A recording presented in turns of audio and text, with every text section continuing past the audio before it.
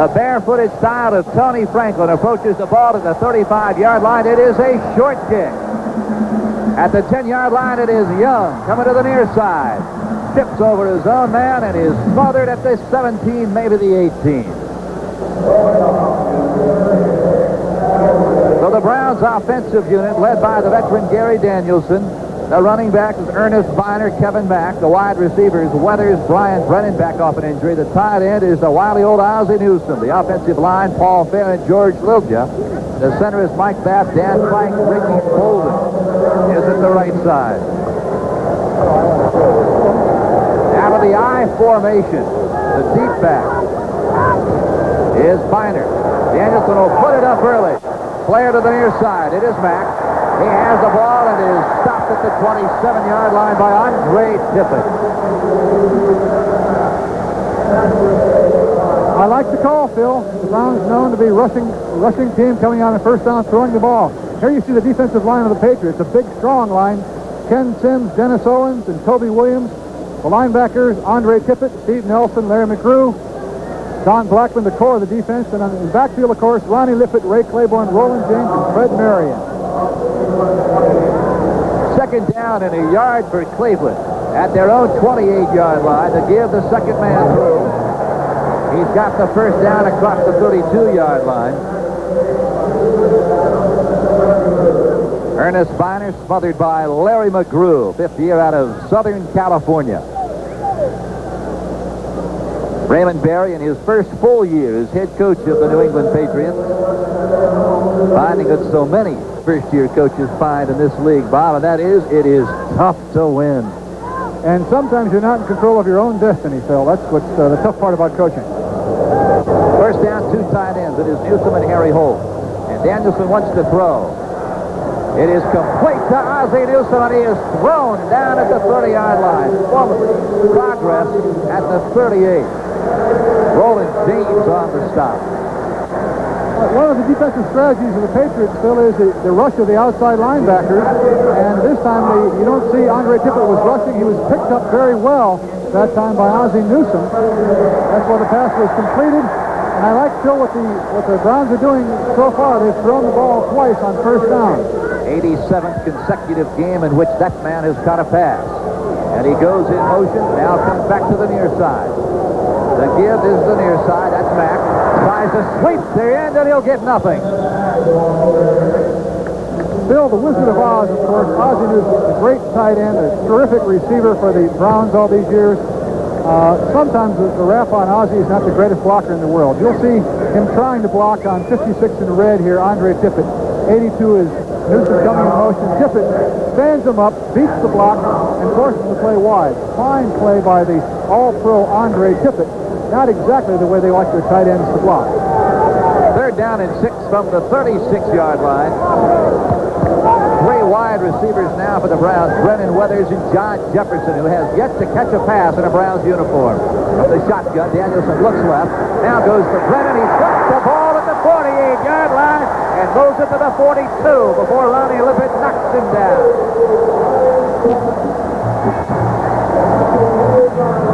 Fine catch by Brian Brennan, the second-year man, just coming back from the injured reserve list. And I think the addition of Brian Brennan to this offensive team of the Browns, Phil, will help open things up a little bit. Coming open against the Patriots zone, coming across the middle, caught the seam, went up nicely for the ball, and came down with it. First down, Cleveland at the Patriot 42-yard line. In motion is Brennan. Little delay roll. Flag is down. Danielson's pass is complete.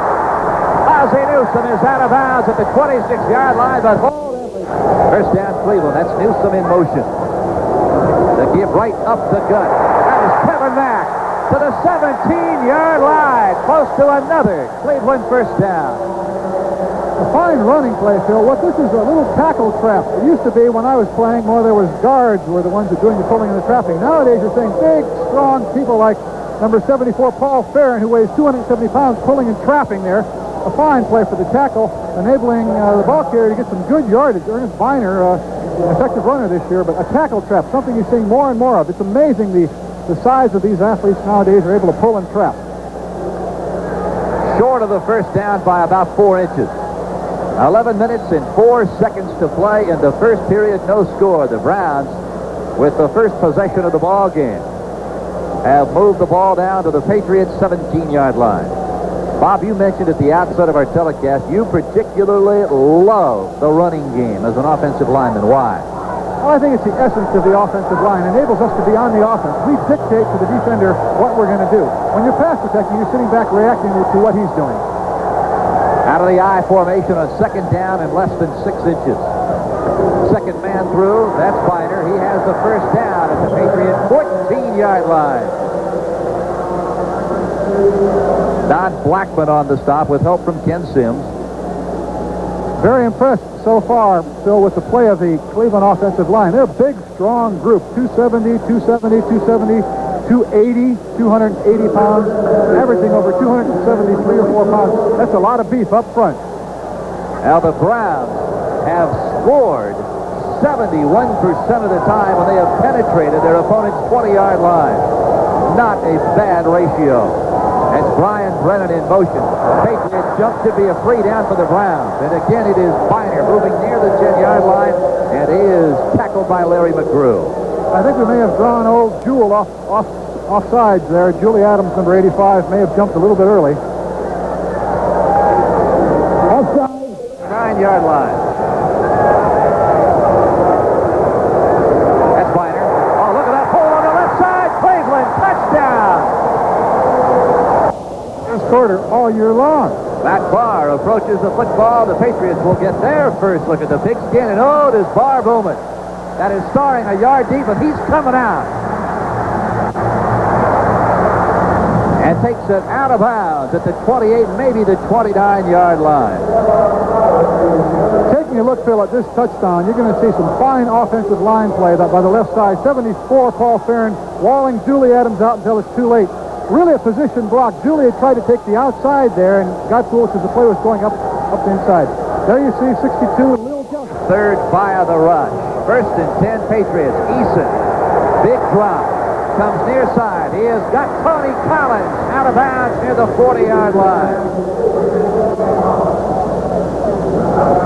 Now for the Patriots, as I said at the top of our telecast, a very spotty offense. And these are the guys responsible. Eason, Craig James, Tony Collins, the running backs. The wide receivers, Morgan and Fryer. The tight end is Lynn Dawson. But look for Derek Ramsey to play a punch. The offensive line, Holloway, Hanna, Brock, Wooten, and Steve Moore. It has been an injury-riddled offensive line. Out of the eye, James and Collins. That's Collins on the sweep right. And he is knocked off his feet by Don Rogers. Oh, the exterminator up to make the stop. Don Rogers, fine player, Phil. Last year, the American Football Conference Rookie of the Year and a real leader in that secondary. He'll hit you.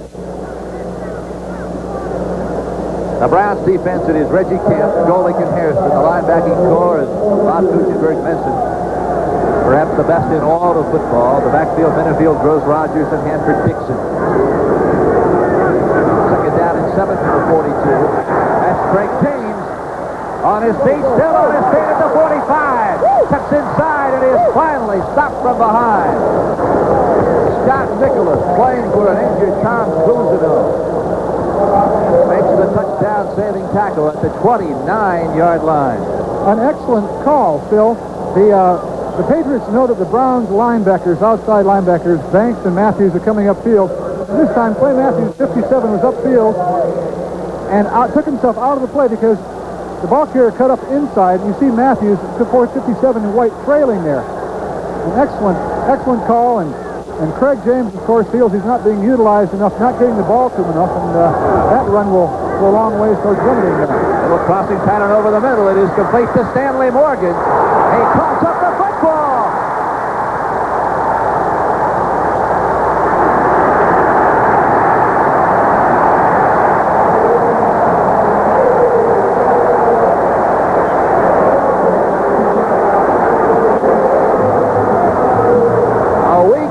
Bob Kutchenberg against the interception. He now has a fumble recovery, and oh, it was a big one from the 9-yard line. Danielson and company out of the eye. He wants to put it up. Coming near side, that's Brian Brennan. One catch on today. Side steps the sideline. And Brennan is out of bounds at the 26. Miami leading the Steelers at the Orange Bowl. No surprise there, I suppose. A fine play by the young man.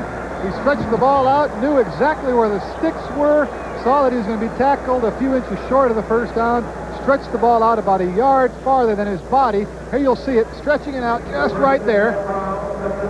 The referee marks it precisely where the ball hit the ground. That difference enabled him to gain the first down. Heads-up play by the young man.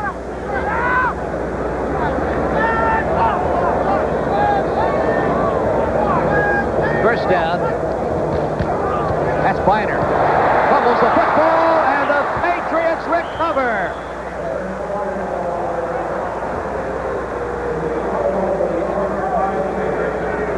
So the Browns, who entered the ball game -2 in the giveaway takeaway department, have popped it up again.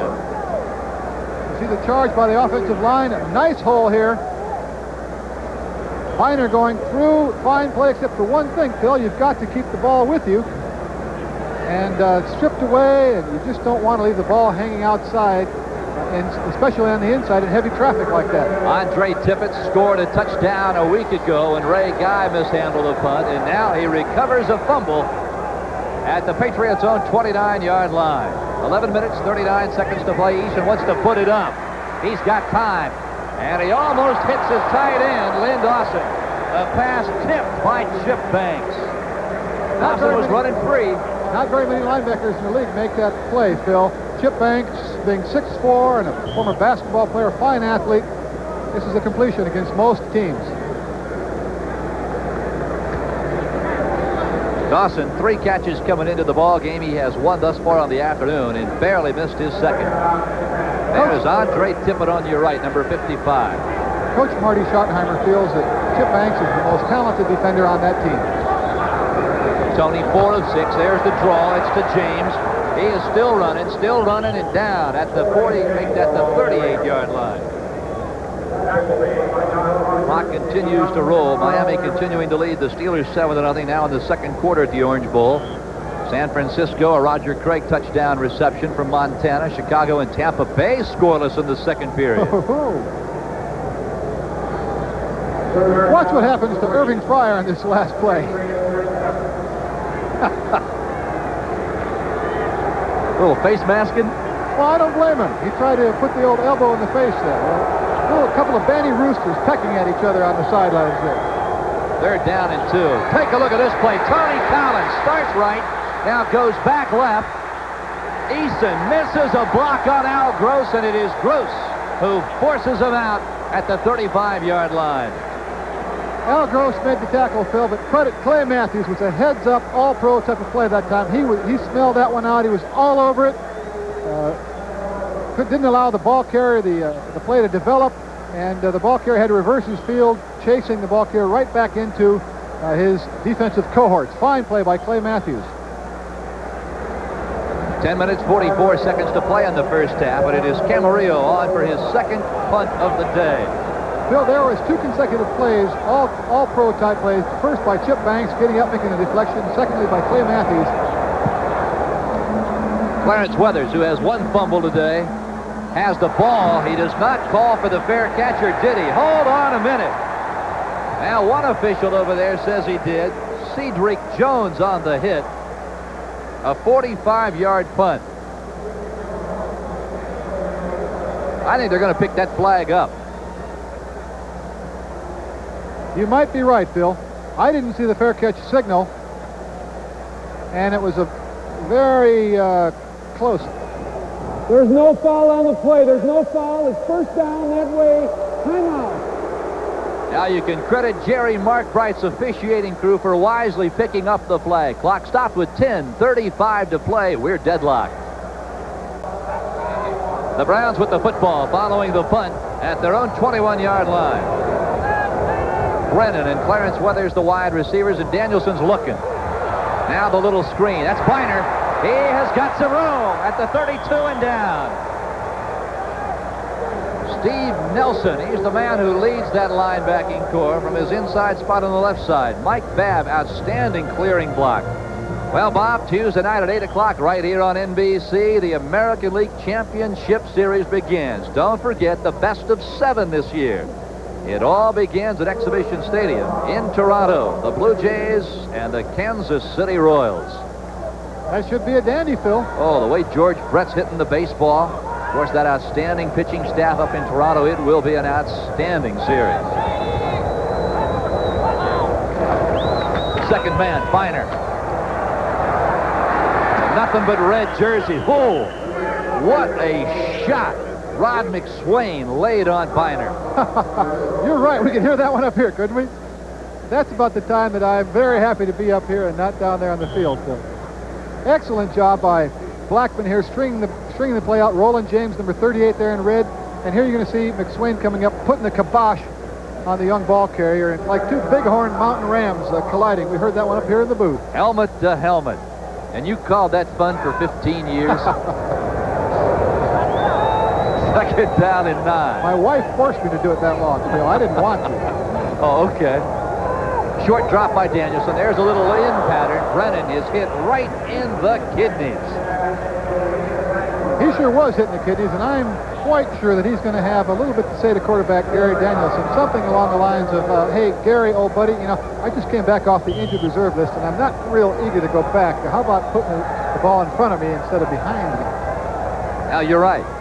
Brennan was on the IR because of a dislocated shoulder. Indianapolis now out in front of Buffalo 14-7. George Wansley, a 7-yard run early on in the second period. Here in Cleveland, it's 7-7, the Browns and the Patriots. Third down and 9. Look in pattern. That is Clarence Weathers. The former Patriot has a first down at the 44-yard line. And Clarence not getting up. Bill, I think he was lassoed, more or less bulldogged, I should say, by Fred Marion. He probably has a neck ache of some sort. Now, while the Cleveland staff looks over Clarence Weathers, the clock stops with 9:24 to play in the first half. Clarence Weathers is okay. He came off the field on his own accord. Danielson, a little roll right. He has got Mack, and plenty of running room to the New England 33-yard line. Fred Marion, the man who took Weathers out with help from Ronnie Lippett, this time takes Kevin Mack to the ground.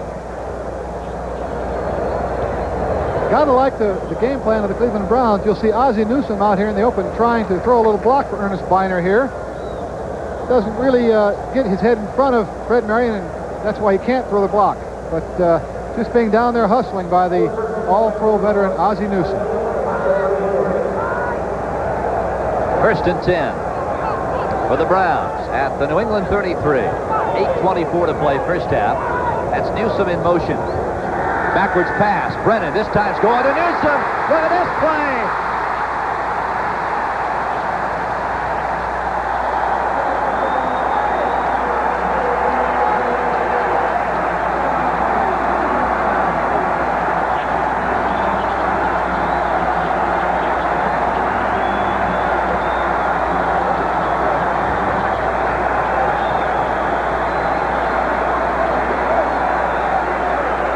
Just like they draw it up, Phil. The Wizard of Oz getting into the end zone once again. A little razzle-dazzle from the ultra-conservative Cleveland Browns. What's going on here, Phil? Now, who says the Browns have instituted a Woody Hayes style of offense? You're looking at one of the truly great tight ends in the history of the game. Flags are down as Barr sends it whistling through the uprights. Hold on a moment. Of course, Brian Brennan was Doug Flutie's favorite receiver at Boston College. And with all the razzle-dazzle we saw from Doug Flutie and company over the last couple of years, it should come as no surprise that Brian Brennan can flat out whistle a football. Well, as Don Shula would say, the more things you can do, the better. There's an encroachment foul. Prior to the snap, the whistle killed the play. Number 55 defense. The penalty will be enforced on the kickoff. We'll replay the try. Ozzie Newsome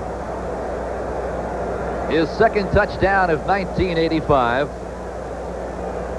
Do you realize, Bob Kutchenberg, that since 1979, the Wizard of Oz has caught more passes than anyone else in the NFL? Now, that's saying something. That is a mouthful. More than Largent, more than Winslow, and more than Charlie Joyner. Now, for Matt Barr, it's almost automatic. And again, a flag is down. Mark Bright is listening. I think this is going to go against the Patriots. The try is good.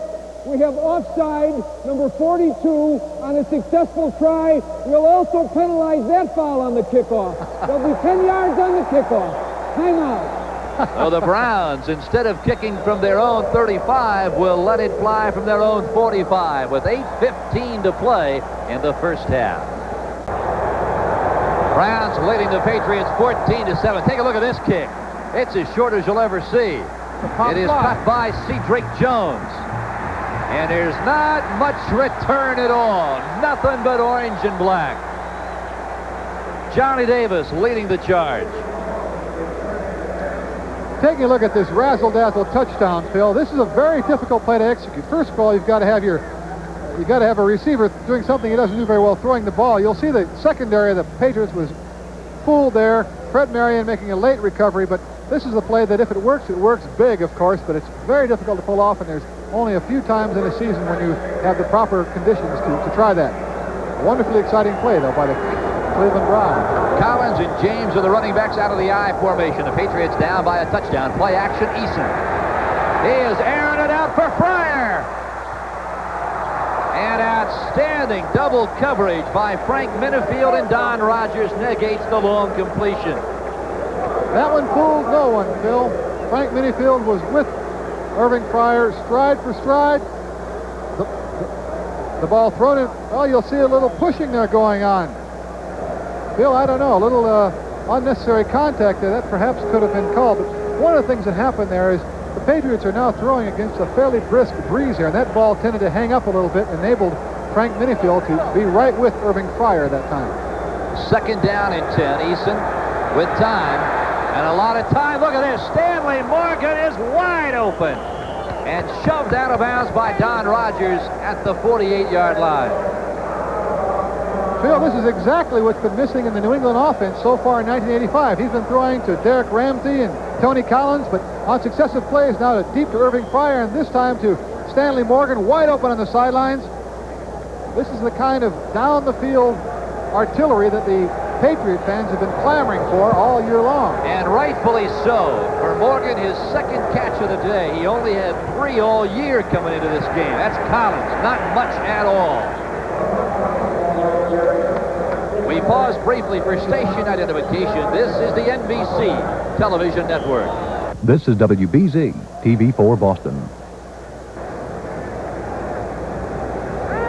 7 minutes and 29 seconds to play on the first half. Bill Stone with Bob Kutchenberg, and we have had a dandy thus far. Cleveland on top of the Patriots 14-7. The I back is Collins. James is the up back. Eason on second and 10. That's Collins on the little flare. Tries to outrun Eddie Johnson and is tripped up by his shoestrings. Fine play by Eddie Johnson. He's the leader in that linebacking core. He's making all the signal calls, calling the changes. What happened, what was the great play about that play is Eddie Johnson had a lot of real estate to make up because Clay Matthews was blitzing and Tony Collins was floating out to the side there, and Eddie Johnson had to run about 20 or 25 yards to make that shoestring tackle. If you are looking for number 50 in white, Tom Cousineau, chances are you will not see him in action today. And his place is Scott Nicholas. Cousineau with hemorrhoidal surgery earlier in the week. Eason on the out pattern to Fryer. Oh, what a catch by the Nebraska star. Wonderful catch. Irving Fryer, a very potent weapon. And as we said earlier, they need to get the ball to this man here. You're going to see Fryer driving the Browns downfield, faking to the inside, cutting to the outside, and the ball is there, perfectly thrown. The coverage really couldn't have been better. Felix Wright all over him and Al Gross, but when you have that kind of a throw and timing, you just can't stop it. Yeah, you said at the outset of our telecast, Bob Kutchenberg, that Eason has got to get the ball to number 80 and 86. He has done it thus far here in the first half. 5:52 to play. Patriots down by a touchdown. Out of the pro set, Eason. Looking long again. Going for Stanley, and it is underthrown. Intercepted by the nickelback Larry Brazil. Badly underthrown for Eason, his 9th interception of the year. Phil, that ball should not have been thrown, and that reminds me of something that the Raiders said last week. Said Tony Eason's very predictable. You see him throwing to his left here. The receiver was Stanley Morgan was covered very closely there. What Tony was doing was trying to look the defenders off. He was looking to his right. Then at the last minute, he's turned to his left and threw the ball to his left. Well, there was nothing to throw to. The Raiders last week said that whichever way that Eason looks, that's the way he's going to throw. Eason today, 7 for 11, 122 yards, and now that interception. All of last year, Bob, Eason threw for a total of 8 interceptions.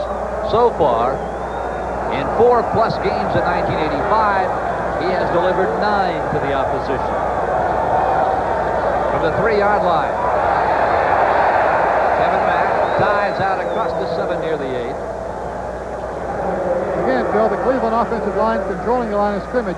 You're right. All of last year, Tony threw only 8 interceptions, had a fine year, and so far this year, with the only a quarter of the year gone, he's thrown 9. But he can't. That's the one thing he can't do is get conservative. He's got to continue to be aggressive, and he cannot let this interception slow him down and take his confidence away.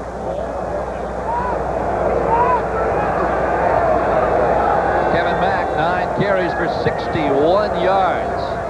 The give is to Biner, and he has taken it right in behind Mike Babb. It's the play, Bob, that you spoke of in the first quarter, where that running back has the option of taking it off the left or the right of the center.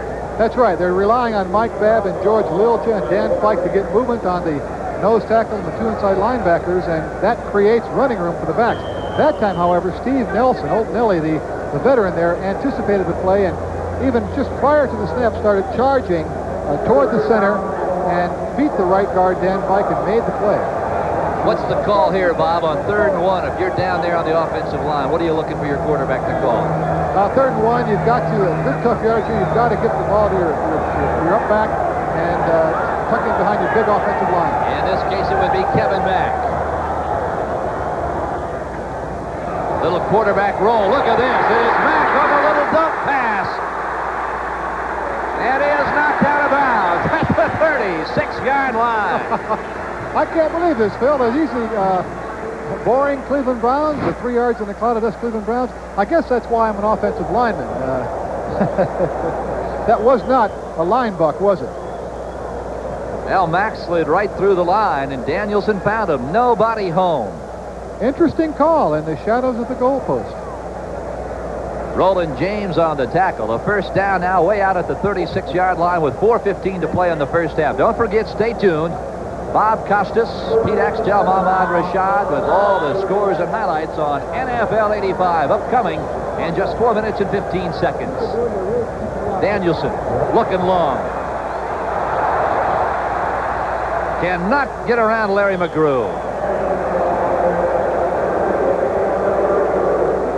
McGrew really pressed into service because of the misfortune that has befallen Clayton Weissoon. That's right, Phil, and I'm personally very sorry to see that happen to Clayton Weissoon, one of the truly fine young linebacker prospects in the league. In 2 consecutive years now, he's had tragic injuries, and your heart's got to go out to a man like Clayton Weissoon. Larry McGrew doing a fine job filling in for him there. The fans were booing Larry because they thought he was a little extra rough on that tackle at the quarterback there. 2nd down and 6 from the 40. The clock continues to turn. We're at 3:29 remaining first half action. 14-7 Browns. Danielson once more. Looking for the screen to develop and just threw the football away. What was interesting is Kevin Mack was being hemmed in. He could not slide out to catch that football. That's right, Phil. A lot of times a savvy linebacker will diagnose a screen play and realize that the halfback or the fullback is going to be the receiver and actually hold on to him. It's quite legal and very effective. The quarterback there, though, Danielson, being the savvy veteran himself, realized that and just threw the ball in the general vicinity of a receiver, and therefore avoiding the sack and the intentional grinding call. Kevin Mack has come out of the ball game. The lone running back is Ernest Biner. Weathers, John Jefferson, and Brian Brennan, the 3 wideouts. Patriots are up close. 3rd down and 6. Near side. It is intercepted. Raymond Claiborne, his 2nd interception of the year. And he could go. He is out of bounds at the 18-yard line. Danielson, his 1st interception today, his 5th of the year. Phil, that, of course, would remind the Cleveland Brown fans here of a year ago when Raymond Claiborne made the big play to turn the game around and win the game. I think what happened here is Danielson was fooled. The Patriots had 8 men in the line of scrimmage, and at the very last snap, they backed off the ball. Danielson did not get the defense that he anticipated and threw the ball, trying to hit Clarence Weathers, but instead hit Raymond Claiborne. It's the old bait and switch. The Patriot defenders were all up on the line showing blitz, but at the snap, they backed out of there and gave Danielson something that he did not anticipate. Danielson, 11 for 18, 164 yards, and an interception. Collins. Oh, what a block. Collins dives to the 16-yard line. You're right, Bill. A splendid block by Irving Fryer, cracking back on the linebacker. That's something Coach Berry told us last night. With all the talent that Stanley Morgan and Irving Fryer possess, you might expect them to be rather timid when it comes to blocking, but not the case. Both of these really wonderful wide receivers are also good blockers. I don't know if we can see it here, cracking back. We saw just the tail end of it there, but that enabled the ball carrier to get into plus yardage. 2nd down and 9. That's Collins. Tries to turn it inside. Browns pursuing well, and it is Don Rogers on the tackle, out of bounds at the 12-yard line. Clock continues to turn. Now it is stopped with 2:33 to play. Following up, Phil, on Stanley Morgan and Irving Fryer's blocking ambition and ability, sitting in the booth right next to us right now is one of the all-time great receivers, Hall of Famer Paul Warfield. He was a vicious blocker. You don't see it that often, but Morgan and Fryer will go after him. How about that score from the Superdome? The Saints over the Eagles, 20-0 in the 2nd quarter. Here in Cleveland, it is 14-7 Browns, 2:33 to play. 3rd down and 4 out of the shotgun. Eason unloads. It is almost picked off again by Brazil. Intended for Cedric Jones. Oh, Eason is a lucky man. He got away with that one. Chris Watkins had a safety blitz on, and he was in the quarterback's face. He came through unscathed, came right through the offensive line there. Tony had no time. A little high snap there.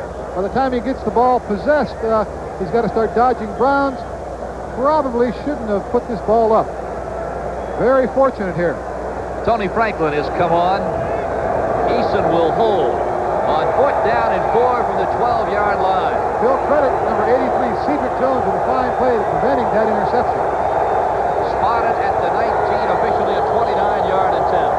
Franklin lets it fly, and it is good. Tony this year, 5 for 5. Go back to last year, he is 8 for his last 8 attempts. The man in the brown jacket is the Browns team physician, Dr. John Bergfeld, looking at Gary Danielson's throwing arm. And Bob, I think Danielson's hurt as Tony Franklin lets it sail. It's Young. Across the 30.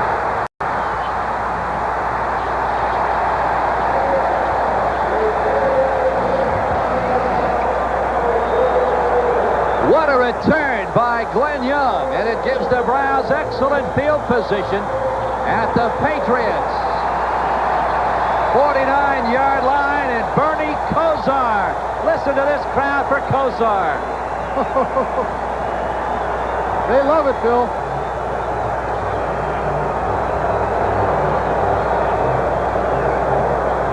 Bernie Kosar, of course, down from my way.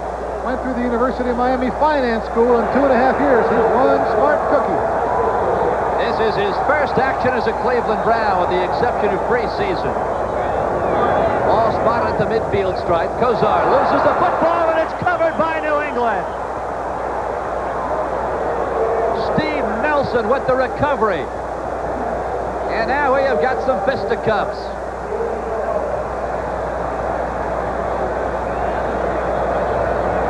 Phil, so often you see that. When you have a new quarterback in there, the center quarterback exchange is taken for granted so many times. And when you have a new quarterback in there, the timing is a little bit different.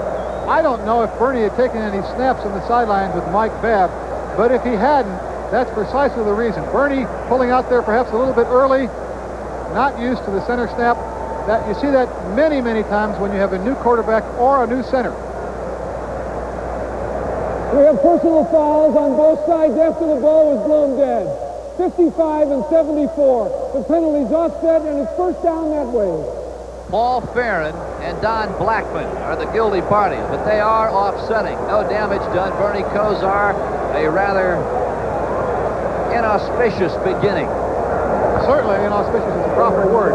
Again, when you have a new quarterback coming in there, you want to take some practice snaps with your center. First down, Patriots. 2:09 to play. Play action. That is the big tight end, Derek Ramsey. 8th year out of Kentucky. He is very near a first down, and I believe he has it. Clock stops. 2 minutes to play. Patriots trying to grab a lead.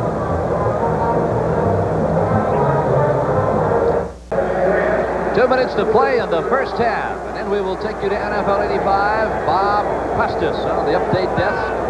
Highlights, scores of all the games around the NFL. Eason lets it fly. Almost a one-hand grab by Tony Collins near the 27-yard line.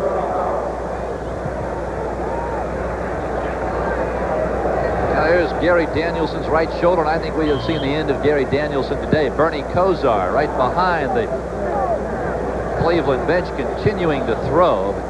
Gary Danielson took a couple of snaps a few moments ago while we were away and just shook his head. I don't think I can make it, Coach. No, that does not look good for Gary Danielson and the Browns. 2nd and 10, Eason with time. Now throws. Collins has it. Still on his feet. Inside the 20 and down at the 17. What a move. Collins put on Chris Rockins to break free. He sure did, Phil. This is a tight man-to-man defense by the Browns secondary, and Chris Rockins was man-to-man on Tony Collins there and couldn't handle it. He broke free and not only broke away from Chris Rockins, but broke a couple of tackles after he caught the ball. You see Collins coming open right across the middle here. Breaks one tackle, trying to get in the end zone. Little dipsy-do there. Fine play by Tony Collins. You know, you talk about the problems that this Patriot offensive unit has had here in 1985, Bob, an offensive unit that, quite frankly, just really ran up the points in the preseason. You talked about it during the first period, the fact that it is an offensive line that has been decimated by injuries. It is also a core of wide receivers that, quite frankly, has not learned how to break off patterns and make what they call sight adjustments. What are we talking about here? Well, we have a new offensive system in. A year ago, they were under Ron Meyer, and Coach Berry has had to bring in a new offensive coordinator and indoctrinate a new offensive system. And they were not really equipped last year to handle the blitzes. The offensive line wasn't sophisticated to handle certain blitzes, and the wide receivers were not schooled in how to recognize blitzes and break off the patterns and get ready for a fire drill. First down and 10 from the 17, a minute 44 to play. It is 14-10 Browns. That's Pryor in motion, and here he comes this way. Play action, Eason looking for Morgan. Now dumps it off to Collins, and he cannot hold the football. Big Reggie Camp came through here. Phil had 3 sacks last week, and he's really gaining momentum. Reggie had been bothered by a foot injury earlier in the season and was their leading rusher last year with 14 sacks, and because of the injury had not been really that effective until last week when he sacked the Chargers quarterback 3 times. There you see Steve Grogan calling the Patriot plays on the sideline, much like a third base coach would. He's got a third base coach's hat on, doesn't he? He doesn't actually call the plays. Signals them in. You're right. That's right. I stand corrected. Second down and 10. Short drop by Eason, looking for Collins, but will be content to go to Tony Collins. And Collins is chased out of bounds by Clay Matthews. You know, it's interesting, Phil. Tony Collins a couple of years ago was such a fine runner, made the Pro Bowl, 1,000 yards plus, and he really has not been that effective as a rusher the last couple of years, averaging only 3.3 yards per rush this year. And I'm a little bit puzzled as to why Tony hasn't continued to develop as a runner. When I said Steve Gogan was sending in the plays there, Phil, you're absolutely right. He was not calling the plays. He was sending them in or relaying them. In Miami, sometimes you'll see Don Strock calling the plays. Eason will trot to the far sideline with 1:32 to play. The Patriots would love to take a halftime lead. Time remaining 1:32 here in the first half. The Patriots 3rd down and 4 at the Cleveland 12-yard line. And it has been a case thus far, Bob Kutchenberg, of really a sputtering Patriot offense, but outstanding play from the defense and special teams. Well, once again, the special teams got points on the board. You always love to see that. Coach Barry not real consistently happy here, but I think he's got to be encouraged by the play of Tony Eason, with the exception of one interception. Tony's playing aggressive football today, something that he needs to do.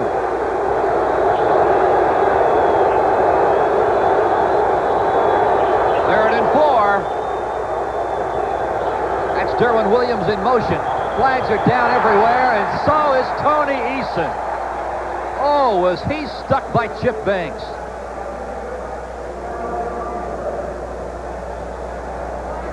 Had a little confusion down there, Phil, with the timing.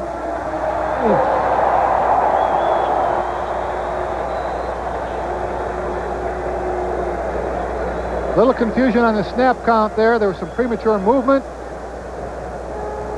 It was almost a fumble. There was almost an exchange. The play does not count. It's still 3rd down.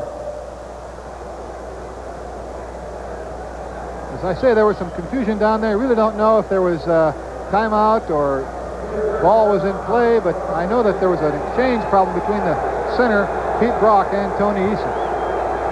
3rd down and 9 now from the 16. Eason up and over.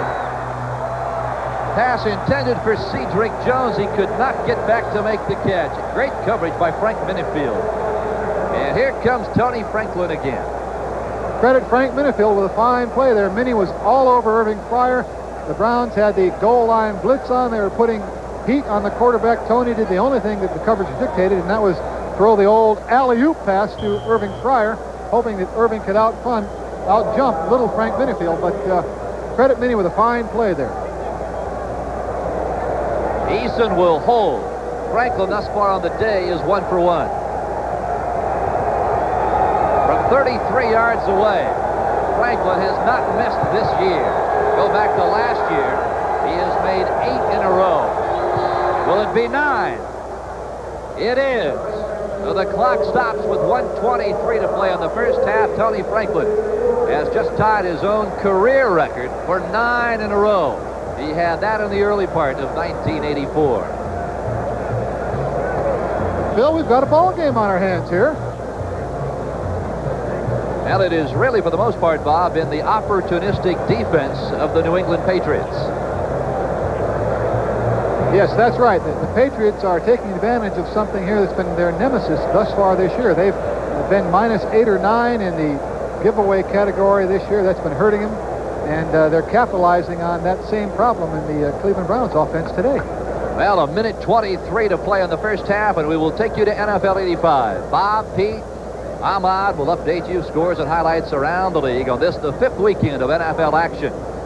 And don't forget, Tuesday night from Exhibition Stadium in Toronto, it's the Jays and the Kansas City Royals, Game 1 for the American League flag. Here in 1985, it is the best of 7 instead of the traditional best of 5 league championship series. NBC will bring you not only the American League Championship, which begins Tuesday, but also the National League Championship Series that gets underway Wednesday at Dodger Stadium in Los Angeles. Valenzuela and John Tudor of the St. Louis Cardinals. That is Glenn Young. At the 4-yard line, Franklin will let it sail. Short kick. That's Young at the 15-yard line. He moves it across the 27 out near the 28. And that is where the Browns offensive unit will put it in play. And here comes Bernie Kosar again. The fans welcome him. If you just joined us a moment ago, Kosar's first snap. He He fumbled the ball, recovered by the Patriots. If this were a Hollywood script, Bob, he would have taken that snap and launched a 50-yard touchdown pass to Clarence Weathers. Well, I know if I were writing the movie, he certainly would have. Not hardly the way Bernie sat and dreamed about his debut here in Cleveland, I'm sure. But this kid has such a future. Charge timeout, New England. Are you telling me, wait a minute, Coach, are you telling me that those years down in Miami were not scripted? The undefeated season was not a script? Particularly that wonderful game against Nebraska. I'd say that was one of the fine collegiate games I've ever seen. And this Kosar is one of these players they refer to as a franchise player. And the people here in Cleveland, from Mr. Modell on down, are so very excited and enthused about the future of Bernie Kosar. They didn't, I'm sure, want him to come into the game under these conditions, however. Coming up next on NBC, the second half of our doubleheader. Most of you will see the front-running Chiefs take on the Raiders at the Coliseum. There's the other regional game some of you will be seeing. Check your local listing now for the game in your area. But most immediate, a minute 20 seconds away from NFL 85 with Bob Costas, Ahmad Rashad, and Pete Axtell. First and 10 Browns. They lead the Patriots by 1.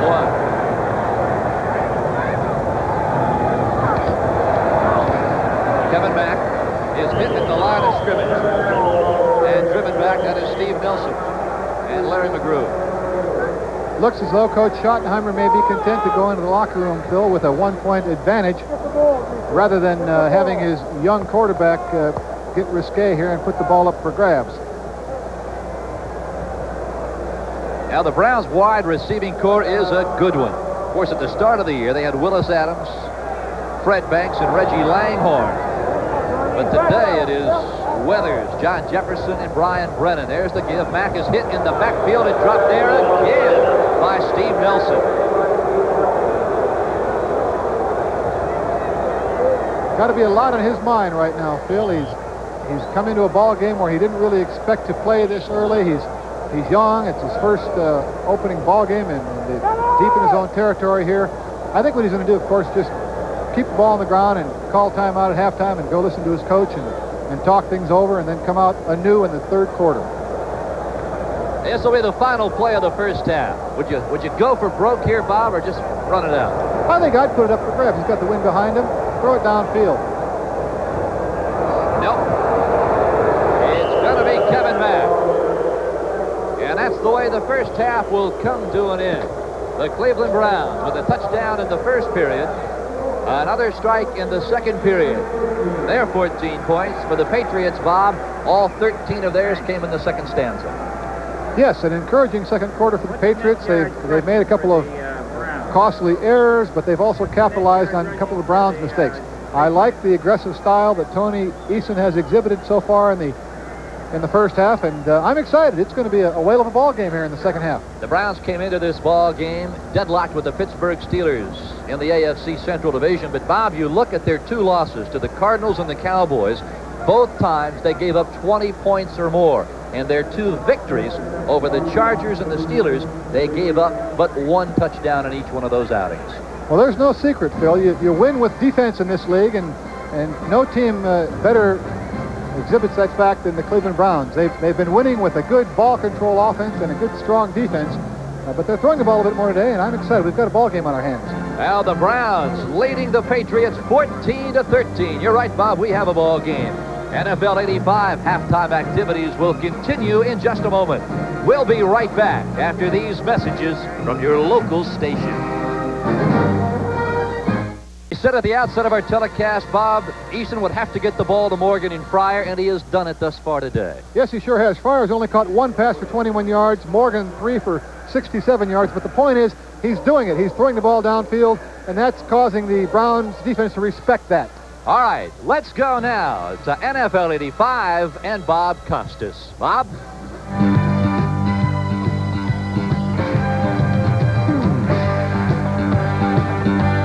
Okay, Bob Costas back along with Pete Axtell and Ahmad Rashad. Let's get you updated on the scores from around the league in the games some of you are watching. Pittsburgh with the halftime lead at the Orange Bowl, 17-14. The Steelers have never won in Miami. They are 0-4 there over the years. A trendy banner along the sideline, the Miami Vice squad. Well, early on, it's Tony Nathan up and over the top for a 7-0 Miami lead. That's in the first quarter. In the second quarter, Nathan's fortunes take a turn for the worse as he is hit, fumbles, and Donnie Shell, ever the opportunistic one, recovers. That leads to a Walter Abercrombie touchdown later on that drive. Abercrombie from the 1-yard line to tie it up at 7 apiece. After a Gary Anderson field goal gave Pittsburgh the lead at 10-7, it's Dan Johnson, not Don Johnson of Miami Vice, but Dan Johnson who catches this Marino touchdown of 2 yards. But the Steelers reclaim the lead. Look at this great catch by the 6'6" Ouija Thompson, and he uses every bit of that height and reach to pull in the 1-yard toss from Malone just before halftime, 17-14 in favor of the Steelers.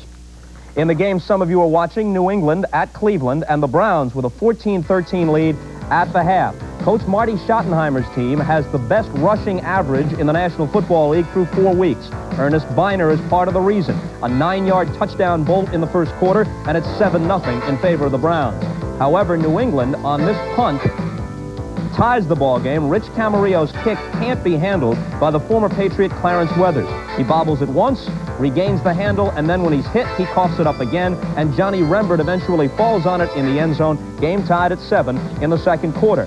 Razzle-dazzle for the Browns to take the lead at 14-7. That's a lateral, not a pass, from Danielson to Brian Brennan. Brennan then passes to Ozzie Newsome. The play covers 33 yards. They go ahead 14-7.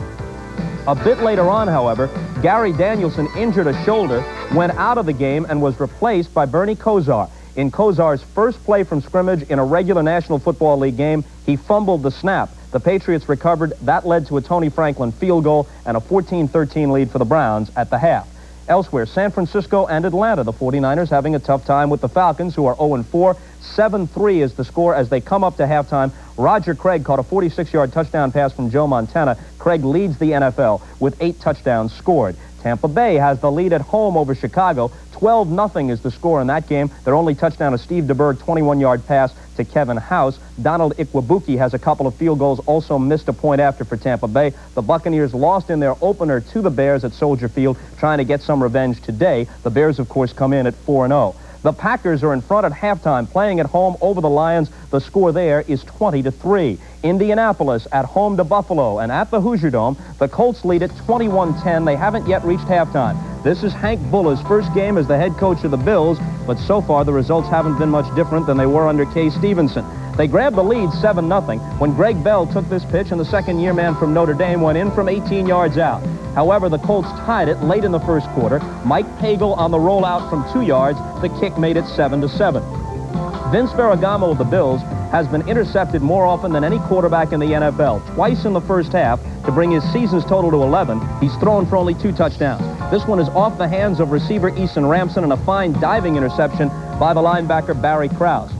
It leads to a touchdown for the Colts, scored by George Wansley, one of 2 he would score in the first half. Look at him break tackles here, a superior run. He lunges over the plane of the goal line. 21-10 is the score at halftime, as Wansley later scored a 3-yard touchdown. It is not yet at halftime. I should check that. A few minutes remaining in the second quarter. And the Saints, the team Pete Axthelm again picks against, leading at home over the Eagles by a score of 20-7, and they have taken Randall Cunningham out at quarterback. The Eagles have replaced him with Ron Jaworski, and Jaworski has thrown a touchdown pass to John Spagnola for the only score for the Eagles. So what about those Saints? When are you going to get on their bandwagon? Well, I never learned, Bob. We all know that. Everyone who follows me knows that. But I do have an announcement. There's no truth to the rumors that the Eagles, the way they're performing today, have applied to join the Major Indoor Soccer League.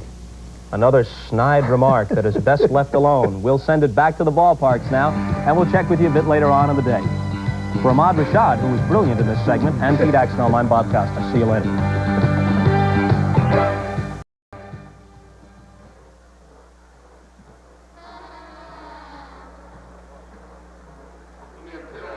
NFL 85 will continue right after these messages from your local station. Welcome back to Cleveland Stadium, everybody, with the Browns leading the New England Patriots 14-13. And it has been a game, quite frankly, that has been dominated by turnovers. For the Patriots, they have been on the receiving end of 4 Browns turnovers, while the Browns have been on the receiving end of 2 Patriot miscues. It has. Both these teams have been hurt this year, Phil, by not only turnovers but penalties, and it's holding true today. You know, the Browns led this ball game 7-0 in this first quarter. But in the second period, the Patriots got on the board on a punt problem. A week ago, the Raiders had the same problem. Today, it was the Browns who coughed it up. Yes, Clarence Weathers, up until 2 weeks ago, was a Patriot, Phil, and perhaps he's figuring he's still playing for the Patriots here today. This play really got the Patriots back in the ball game. Johnny Rembert covered it. A week ago, it was Andre Tippett with the touchdown. That made it 7-7. And then in the second quarter, the Browns went up 14-7. Take a look at this play. Is this nifty or what? What a sweet play this is. You don't see this very often because so many elements have to be perfect. But Brian Brennan there, first of all, catch the ball, then get it off quickly. And the old Wizard of Oz, Ozzie Newsome, once again getting into the end zone. Well, that made it 14-7 Browns. The Patriots were to add 2 more field goals in the second period of play. Both of those field goals followed Browns' turnovers, an interception and a fumble. That's right. Both teams being very capitalistic today, taking advantage of the turnovers and cashing in, getting points on the board. Bob, we said at the outset of the telecast that for the Patriots to be effective, Eason would have to get the ball downfield. He has completed 3 passes to Stanley Morgan, only 1 to Irving Pryor, but it is not for the lack of trying. That's right. 3 receptions to your wide receivers isn't all that impressive statistically, but he's attempting. He's going downtown. He's trying to create some vertical movement or some room here, and by doing so, even just by attempting, even if he's not successful, he's causing the Cleveland Brown defense to respect that, and therefore he's going to give his halfbacks and his tight end receivers some running room. Of course, the turnovers are not telling the whole story. The statistics, take a look at the edge in possession. It is. It's very one-sided. The Cleveland Browns have had the ball nearly twice as much as the Patriots here in the first half. 19.5 minutes to 10.5 minutes. The Patriots are going to have to keep the ball a little bit more in the second half and keep their defense off the field if they expect to hang in there in the second half. This, by the way, has been a downfall of the Patriots so far this season. They've been a horrid second-half ball club, particularly in the fourth quarter. Their defense has allowed 35 points this year in the fourth quarter. You know, Bob, we talked in the second period when Bernie Kosar came on. As you look at the rookie out of Miami, his first snap as a member of the Cleveland Browns was a fumble recovered by the New England Patriots. He has yet to throw a pass in the regular season. You kind of wonder if perhaps this will be a Hollywood second half for the rookie Bernie Kosar. Of course, he only played 2 years of college ball, and quite frankly, you wonder if 2 years of major college football is enough to get you ready for the NFL experience. It's not enough, Phil, and I don't care how smart or how physically talented the man is, and he is both, indeed. 2 years of major college football is not enough. Bernie Kosar will be a much better football player 2 or 3 years from now than he is right now, but he really doesn't have the choice. He's got to go get the job done. Matt Barr lets it sail. That is Starring at the goal line, and here comes Stephen Starring. Across the 27, out near the 28, and boy, he is wrestled out of bounds there. Matt Barr is the one who ultimately wrestled him out on the sideline. Take another look at this. You're going to see some excellent blocking here by the Patriots, wanting to come out of the end zone, get some momentum created. There you see a block on. Oh, wow. Good morning. Good afternoon. How you doing there? 55 of the Browns never saw the block. That's the kind of hitting you like to open the second half with. First down from the 30-yard line, the Patriots. They trail by 1. Just underway here in the second half of play. Eason with time. Pass is complete to his tight end, Lynn Dawson. That is Dawson's 3rd catch of the day. That equals his season total. Phil, we talked about just a few minutes ago the effectiveness of going to Morgan and Pryor down deep, downtown, vertically. It's going to open up for people like Lynn Dawson and Tony Collins underneath the zones. You want to back those defenders off going deep, and that'll soften the underbelly of those zones and make Lynn Dawson and Tony Collins and Derek Ramsey all that much more effective. We talked at the top of our telecast, Bob Kutchenberg, about the effectiveness of this Cleveland Brown linebacking core. They have pressured Tony Eason 4 times in the first half. That is a very undervalued statistic. You're beginning to see the statistic pressure, quarterback pressure coming along. And in many times, I think a pressure is more valuable than a sack. A sack is a 5 or 6 yard loss. A pressure can result in a turnover, an interception. The give is right up the gut to Craig James, and oh, is he stacked up. Bob Golick, the big nose tackle out of Some minor university in the Midwest on the tackle. Matchups going in the center of the line here. Bob Golick, nose guard. Big John Hanna, number 73 here, putting the head down, being taken on by Scott Nicholas. Not a bad job by the young linebacker. And that's what happens so many times. The body congestion in there, the pile fell on John's legs, and he's had calf problems all year long. What a fine player he's been. Where'd Golick go to school? Bob Golick, of course, the Golden Dome of Notre Dame. That's Collins to the right side, and he's got some running room. Chased out by Al Gross. You're not talking about Notre Dame, are you? My alma mater, the Golden Dome. Golden Dome. Mad Dog Bob Golick, they call him there. Quite a wrestler. Three-time NCAA wrestling participant and a very strong player. Fine football player, but he's got his hands full today going against Pete Brock and John Hanna and Ron Wooten in the center of that Patriot offensive line. And it is Bob Golick and Hanford Dixon that are responsible for naming that Cleveland defensive unit the Dogs. Of course, it goes back to what you just said. In college, Golick was known as Mad Dog, and he and Hanford Dixon a year ago started barking at one another after pretty good defensive plays. They've been barking ever since. And everybody here in Cleveland's picked up on it now. They've got a section down in the end zone where they bark at the opposing team in pregame warm-ups. Spotted just short of the first down. There you see it, the Dog Pound. There's that Dog defensive unit. Hanford was saying that a couple of weeks ago fans were bringing those rawhide dog bones to the stadium, and that open into the end zone when the defense would make a great play. These fans would start hurling those dog bones out of here. Hanford went on television here in the Cleveland area and said, hey, those things hurt. Be careful. I understand Hanford Dixon barked at Henry Kissinger. He wanted to teach Kissinger how to bark. That's changed. Had a costly fumble a week ago that resulted in a Raider touchdown. Don Rogers on the tackle. Phil, the identity, the very essence of this New England offense throughout the years has been centered around this man, John Hanna, perhaps the greatest guard to ever play this ball game. Didn't get a great block that time, but kept after it. Just enough body English air to enable the ball carrier to get through, and the Patriots love to run left behind Big John and Brian Holloway. Eason is really hit. Morgan is hit twice. Brazil and Don Rogers hammers Stanley Morgan. Credit Morgan with a fine effort there to keep the ball from being picked off. He went over the back of Hanford Dixon to prevent the interception. Eason looking short there and then going deep. The ball's in the air. He's well covered. And going up over Larry Brazil's back to prevent the interception. Second down and 10 now from the Browns' 39-yard line. New England has never led in this ballgame. There's the draw to Craig James. Makes his way through Hanna. Down inside the 33 near the 32. Chip Banks on the tackle. What a job James did of maneuvering by John Hanna. Not only John Hanna, Phil, but Brian Holloway, the all-pro left tackle. 6'7", 288 pounds. And that's a lot of beef on the left side of the line. And as this game wears on, if the New England Patriot offense can stay on the field and keep their defense off the field, they're going to do it by running left. Third down and 3. James is a lone running back. Brown showing blitz. James has the ball, and he will be stopped short of the first down. Bob Golick, the nose tackle, stuffed it up. Interesting situation and decision here, Phil. You've got fourth down now, inside of a yard to go. It's what I call a 4-down zone. I think that you've got a decision whether to kick the field goal or go for the first down. And Tony Franklin remains on the sidelines at the midfield stripe.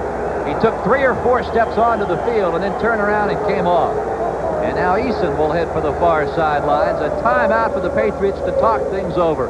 Fourth down, less than 1.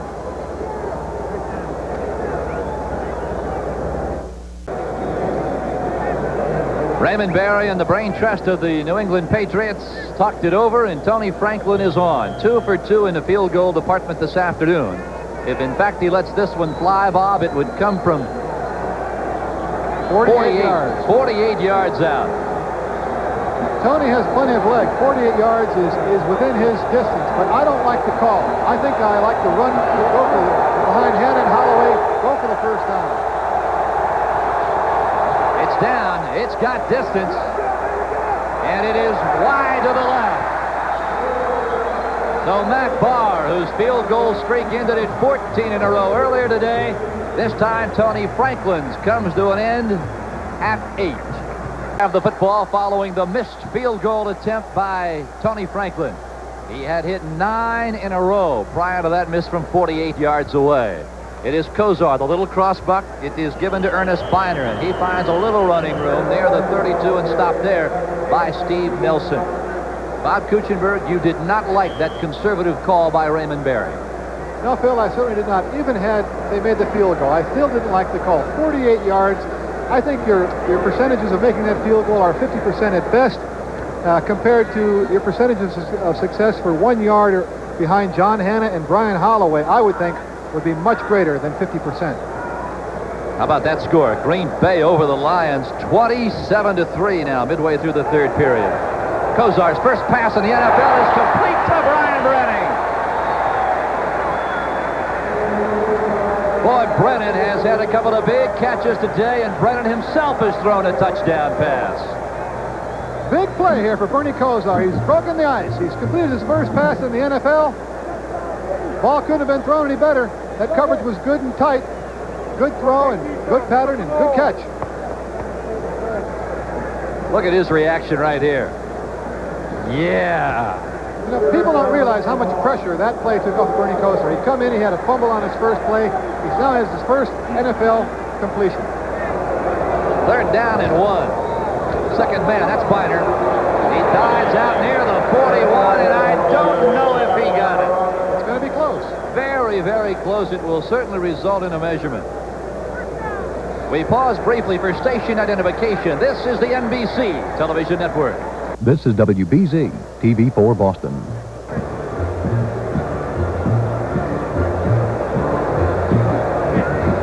Ten minutes, 42 seconds to play in the third period from Cleveland Stadium on a cool, brisk afternoon. It is Cleveland by 1 over the New England Patriots. Bill Stone, along with Bob Kutchenberg, we told you at the outset of our telecast we expected a dandy, and we have got nothing less. First down by the length of the football. Marty Schottenheimer, criticized by some in the local media for his lack of creativity when it comes to offense. He has mixed it up well today. Turnovers have cost his ball club. That's right, Phil. He certainly has mixed it up. The old double pass. He's not been conservative today. Kozar, play action. It is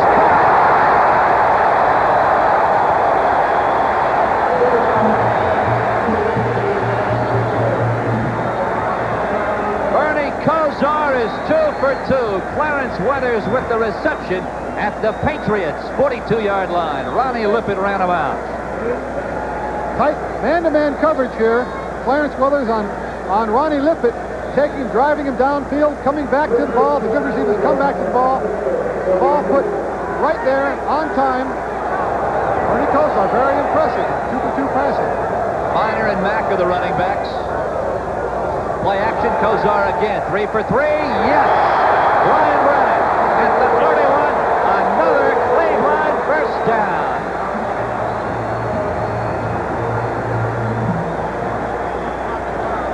And Bob, don't you know, with every completion, Kozar's confidence factor goes up, up, up some more. That's right, Bill. Look at this. Boy, he put something on this ball. That ball did not take very long. Very tight spiral. Right there. Got there in a hurry. Well, you said it, Bob. A tight spiral. Kozar, 3 of 3, 42 yards.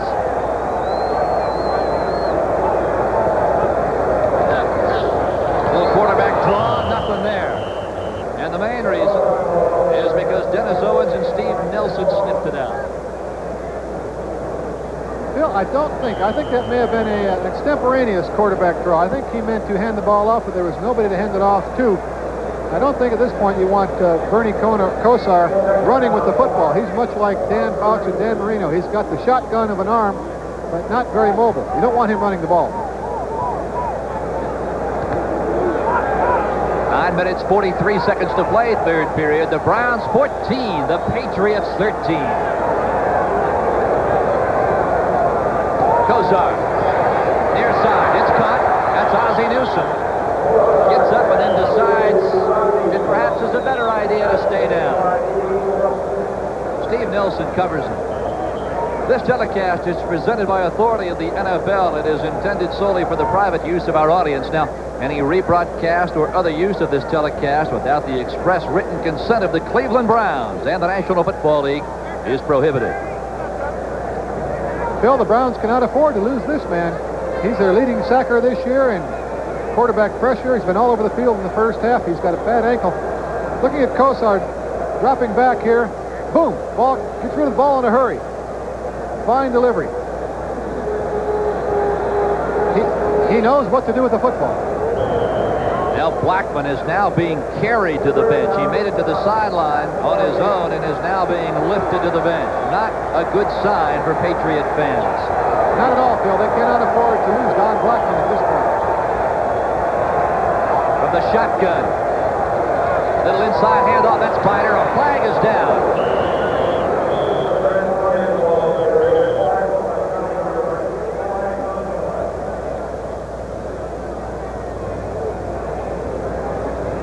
Rembert and Tippett on the stop.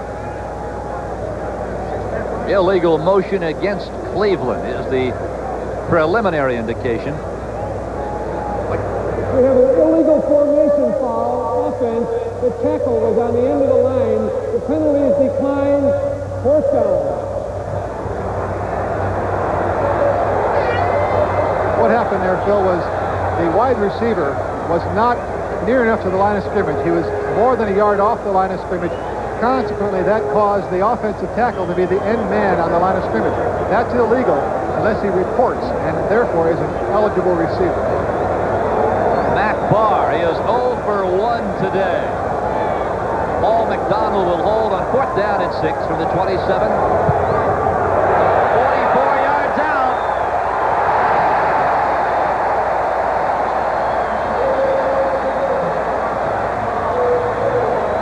8:51 to play in the third period, and the Browns now lead by 4. There's the man who led the Miami Hurricanes to a national championship in '83, a Fiesta Bowl appearance in '84. Bernie Kozar, his NFL debut, 4 of 4, Bob, 41 yards, and he positions Matt Barr for a 44-yard field goal. That's more like the script I would have written. Well put. Stephen Starring at the 9-yard line. Breaks one tackle. Scott Nicholas had him at the 20-yard line. Starring broke it, moved it out near the 25, and is finally stopped by Felix Wright, the nickelback for the Cleveland Browns.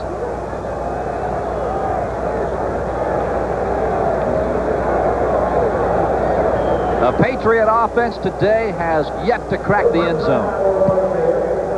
That's true, Phil, but I still, the need for this man to continue to be aggressive. 11 for 20, 167, not bad stats, but he needs to be aggressive. He cannot get conservative at this point. Weathers and Craig James are the setbacks. Eason wants to put it up. Right over the top. That is Derek Ramsey holding that football out like a loaf of bread. And fortunately for the Patriots, he did not cough it up. Larry Brazil slow getting up at the 41-yard line. A first down for New England. Derek Ramsey just ran a little lazy delay pattern, little hook over the end zone, and just stood there for about 2 full seconds, letting the Brown linebackers run to their areas in the zone. They never saw him. 1st and 10.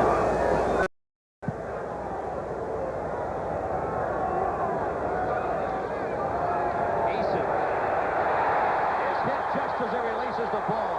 It is an incompleted forward pass. Clay Matthews beat John Hanna, Phil, on that play. Clay Matthews coming from the right side of the Brown defense. John Hanna was out there to pick him up, but Clay kept coming, kept coming. You're going to see number 57 in white here on the left side of your screen. Blitzing, big John Hanna. He's got the block, but John doesn't sustain it. Clay keeps coming, gets the quarterback hit. Fine play. You're seeing why Marty Schottenheimer calls Clay Matthews perhaps the finest outside linebacker in the NFL today. Second time this afternoon, the Dogs have gotten to Tony Eason. 15 sacks against Eason all year. Weathers, timing pattern, he's got it, and is down at the Cleveland 47-yard line. That is Robert Weathers, the brother of Clarence Weathers. Bill, I have a question for you. Right now, what are Mom and Pop Weathers thinking? Are they happy or unhappy that Robert caught that ball for a first down? Now the question has to be, you got to believe that one of them sitting on each side of this field today. Who do you pull for? That's a good question. I once had the same situation. My brother Rudy played for these same very Cleveland Browns in 1970 when I was playing for the Dolphins, and Mom and Dad were in the stands. Unfortunately, the Browns beat us 28-0 that day. Incidentally, the word on Don Blackman, the outside linebacker from the Patriots, an injured ankle. They are taking him to the locker room for an x-ray. Play action, Eason. Now comes back to the near side. Derek Ramsey has it on his fingertips and cannot hold it. Stanley Morgan had beaten everybody by about 10 yards, and Eason didn't find him. Right now, Stanley Morgan is walking off the field at the 20-yard line all by himself. I think he must have come from the locker room, Phil. Clay Matthews and Chip Banks are blitzing nearly every play now, Phil, and I think that's good pressure defense. You see the ball here is thrown just a little bit high. Derek Ramsey makes that catch more often than not. Out of the I formation, normally a run formation.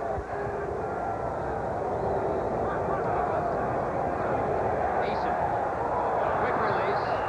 Collins cannot get back to make the catch. Pardon me, that is Cedric Jones. Fourth year out of 2. And now you put yourself in a situation on 3rd and 10, Cooch, where you really have to air it out. Well, they've been very effective with the draw play, and Cleveland knows that. So I think that Cleveland has to respect the draw play a little bit. But yes, it's by and large a passing situation. And the Dogs, they called the Dogs that time. They had the safety blitz on, and Eason had to get rid of the ball before he wanted to. Derwin Williams, Cedric Jones to the right. Stanley Morgan to the left. Eason right over the top. Intended for James. Did he hold the football? What a catch! I can't believe that. He was covered by 3 men. The ball had to be thrown in perfectly. What a catch by Derwin Williams. First year out of New Mexico. You're going to see Derwin Williams, a slot back here on the center of your screen, going right down the middle, being followed stride by stride by the linebacker, the safety coming over from the center. Boy, that ball had to be perfectly thrown. Going up, deflected, and yet what concentration. Derwin Williams, splendid concentration. A 24-yard reception for Williams. He's averaging over 17 yards a catch. That's Greg James. No place to go. He avoided Clay Matthews back at the 28-yard line, but he ran head-on into Scott Nicholas and Don Rogers. Now take a look here. Indianapolis playing it all over the Buffalo Bills. New coach there, replacing Case Stevenson, is having a rough day. Once again, not the Hollywood script that you like to imagine. Listen to this chant here. Defense.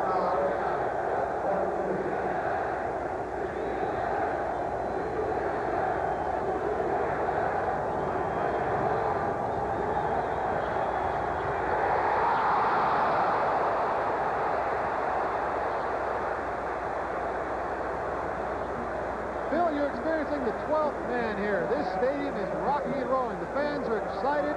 They almost picked one off there. He hit Frank Minifield right in the numbers, and Frank can't believe that he dropped the ball.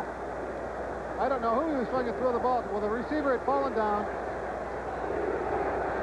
Stanley Morgan had fallen down, and Frank Mini fell down after that one hit him in the solar plexus, and he couldn't hold on it. But listen to these fans calling for defense. 3rd down and 9 from the 22. Will not attempt to talk over this roar.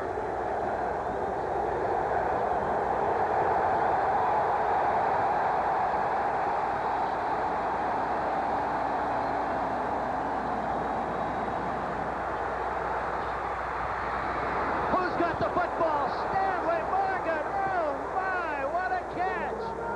What a catch is right. He took a hit that I don't believe. What concentration. The ball was deflected, bobbling the ball while he's bobbling it. Frank Minifield took a lick on him, and he comes down with the ball. That is a pressure catch.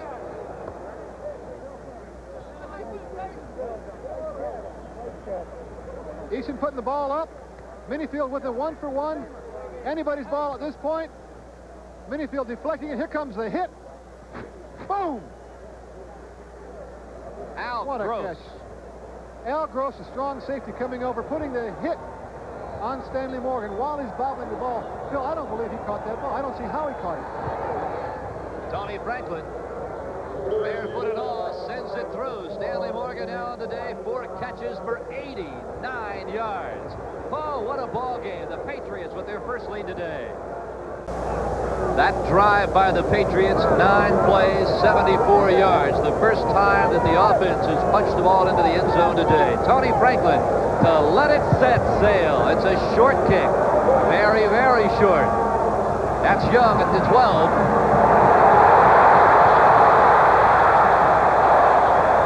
And he is hammered out of bounds, but not before he advances the ball across the 40-yard line. Jim Bowman rolls him out. Phil, I want to take another look at this touchdown catch. This is a remarkable catch. Jugs Morgan here breaks Gino Cappelletti's all-time touchdown.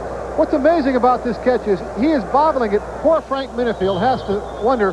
Here's the amazing part. Boom! The hit by Al Gross. I don't know how Jugs comes down with this ball. Minifield and Gross have got to be talking to themselves. Coming into the season, Morgan and Gino Cappelletti had shared the touchdown receptions for the Patriots with 42 apiece. That's Brennan. On his feet at the 44 and falls backwards at the 45. Steve Nelson on the tackle. Now, Coach, you were right on. At the top of our telecast, you said Eason would have to get the ball downfield. Boy, he has done it to Stanley Morgan. He certainly has. In the first half, he was trying to hit Irving Pryor, and he's been doing it, but just the threat of that has opened up the Cleveland defense. Bernie Kosar is the quarterback for the Browns. Danielson out with an injured right arm. Up the gut is Kevin Mack. He moves into the 47 and no more. Toby Williams, third year out of Nebraska. The right defensive end stops Mack.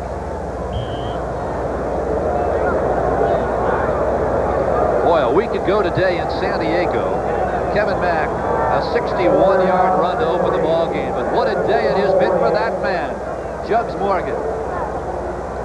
What a catch. I still am not over that catch.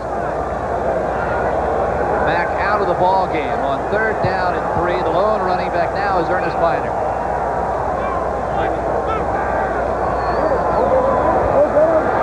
Ozzie Newsome.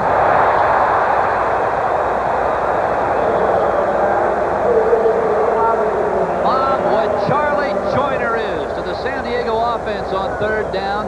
Ozzie Newsome is to this Cleveland unit. You're right, Phil.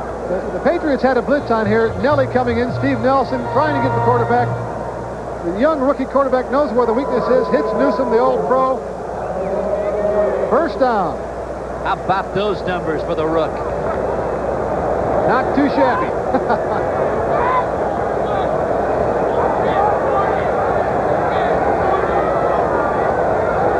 Showing blitz. Kosar releases in a hurry.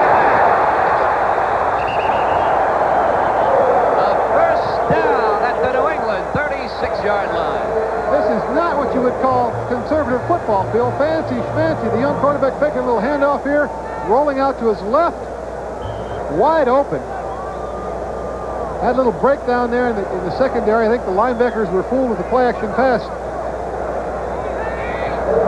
Bernie Kosar almost getting hit here, but being saved by his offensive line. Dan Pike there at the end. Schottenheimer pulling all the stops here with his young quarterback. 1st and 10 from the 36-yard line. Kosar steps up. He'll just take it to the sideline.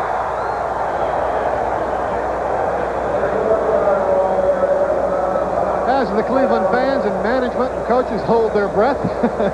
Yeah, they've had one quarterback go out today via the injury. They do not need the rookie to go out. I think Bernie's going to have to learn how to slide here. This sideline had to look like it was 10 miles away right about here. Whoa! Ronnie Lippett almost got him. It's a good thing it was Ronnie Lippett, his old teammate with the Hurricanes. Probably took it a little bit easy out of there. 2nd down and 8 from the 34.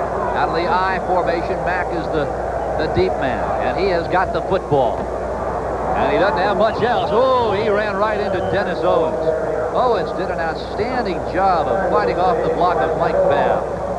Haven't heard much from Owens today, Phil. I think Mike Babb and Lilja and Dan Fike have been doing an excellent job in the center there. I would have to say that the center three players in the offensive line of the Patriots is winning their battle against Dennis Owens and Steve Nelson and Larry McGrew. Mack thus far on the day, 14 carries for 64 yards.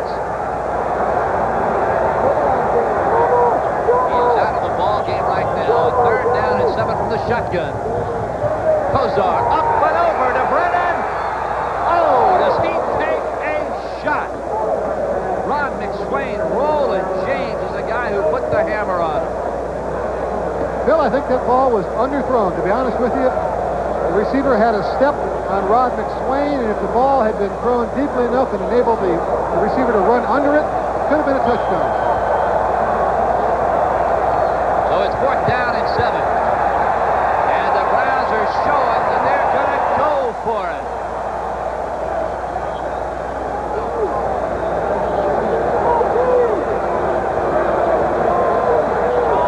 Kozar, 6 for 7. He's got John Jefferson and Brian Brennan to the right. Bill, if they make this first down, this stadium's going to explode.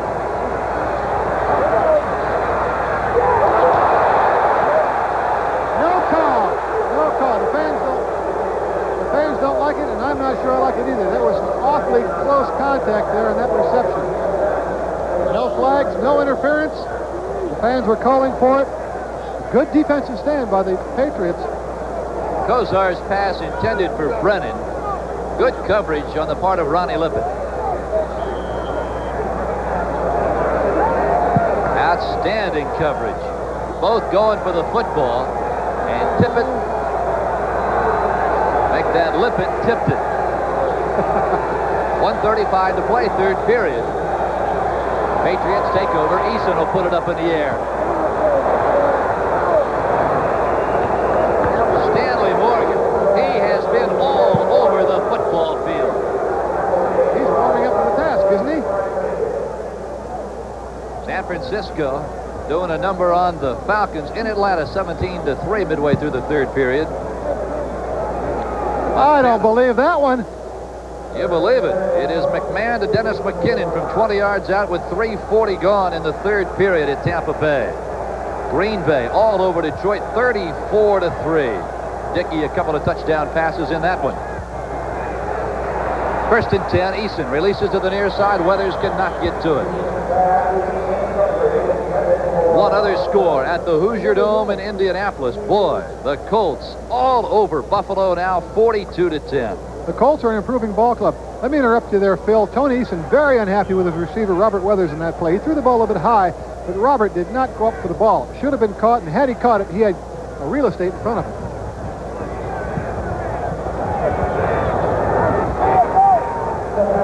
Eason, 16 completions today, 30 attempts, 259 yards. 2nd down and 10, 49 kicks remaining on the clock in the third period. That's James, right side. Eddie Johnson on the tackle.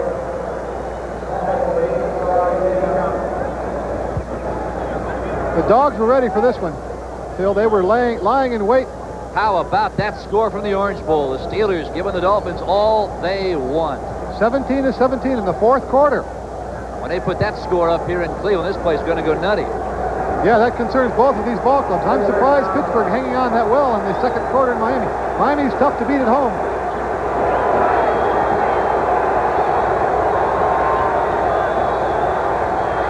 Eason, flags are down. Tony is going for it. The pass intended for Cedric Jones, the 4th-year wide receiver out of Duke, and it was overthrown. Flags down very early. It will be against the Patriots.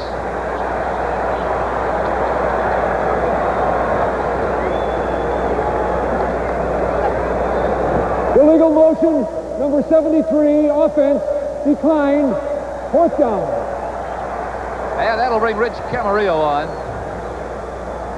And the Browns will get the football back. They trailed 20-17 a year ago. This game decided In the closing seconds, the final then, 17-16 Patriots. Clarence Weathers back at his own 11-yard line. Clarence Weathers, until 2 weeks ago, Phil, was on the other team. He just had to change jerseys before the game started, didn't he? Good snap. Camarillo lets it go. Low kick. Weathers should have a return at the 10-yard line. Fine block. Oh, is that a block? Well, he took it at the 10, ran about 45 yards to move the ball out to the 19-yard line. Don Rogers puts him out. Fine block by Don Rogers. He doesn't get enough hitting on defense. He's got to do it on special teams. There's Gary Danielson, went out late in the first half after taking a shot. Has ice up on that shoulder underneath that Cleveland Browns jacket, and in his stead, Bernie Kosar. And he is on the field now. He will try and direct the Browns. They are 81 yards away from taking the lead in this ball game. The final 15 minutes of play. The fourth quarter about to begin here at Cleveland Stadium on a cool, rather blustery afternoon here along the lakefront.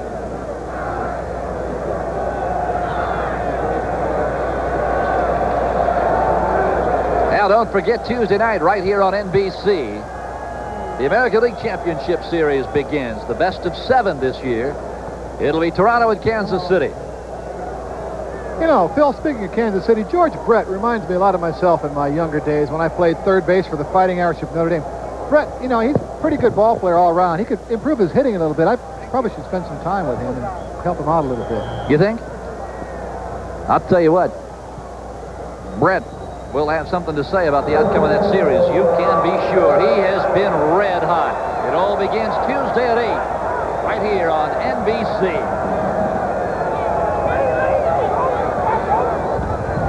Kosar steps up, now delivers out to Newsom. Good defensive coverage by Roland James. Browns were fortunate enough to get that pass off, Phil. Kevin Mack, the rookie running back, came out and picked up a blitzing Andre Tippett at the very last second, preventing a sack. Take a look at the time of possession edge there. It's hard to believe the Patriots are ahead in this ball game.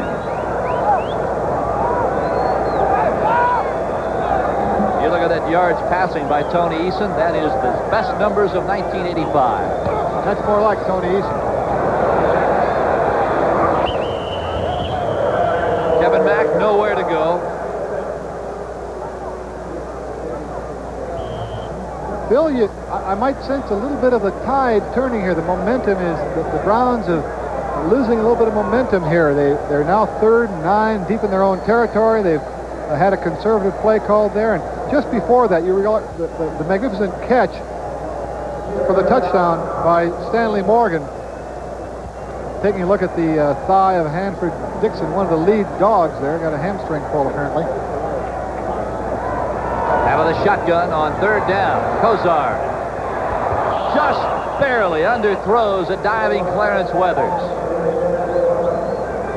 The reason, Phil, that ball was underthrown because I think it was either his arm or the ball was actually hit while he was throwing. There was pressure from the left side of the Patriot defense. Either Kenneth Sims or Andre Tippett is coming along. You might see. All right, that ball was hit while the arm was in motion. You're not going to complete many passes if you're deflecting it before it's thrown. Jeff Gossett, his first punt today, is a short one. That hit somebody's foot. That could be a live ball. Hold on a minute. I'm not sure it hit anybody. Just a second. You might be right. The officials are going to talk it over. Did it hit a New England Patriot player?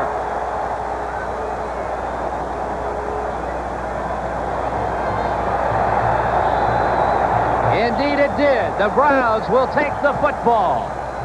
An alert play by the Cleveland Browns.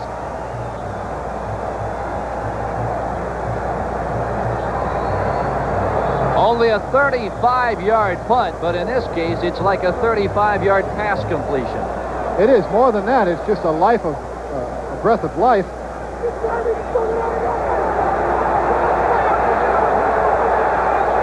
Raymond Claiborne not very happy about that at all.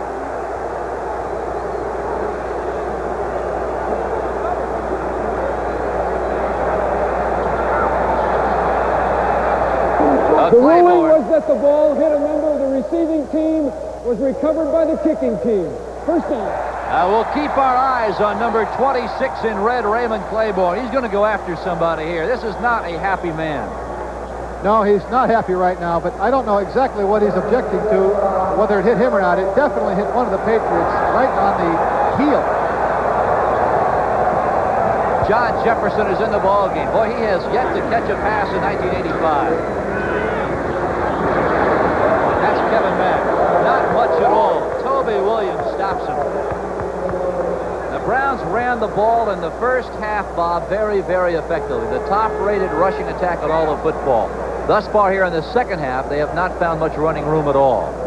You're right, Phil. They haven't been able to run the ball with any consistency this second half here, and I'm surprised because they ran the ball very well in the first half. But Raymond Claiborne here is very unhappy talking to anybody that would listen.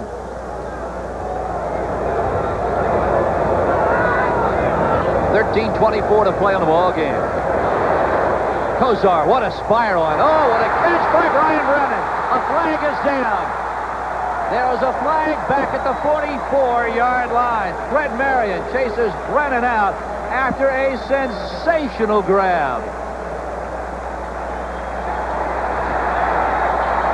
Penalties on the Patriots. Holding number 58, defense, penalty declined. First down. Holding call on Pete Brock. Now that can't be. Can't be 58. Has to be 56. Andre Tippett. Defender gambled on that play and lost. Fortunate that Brian Brennan didn't go all the way for a touchdown.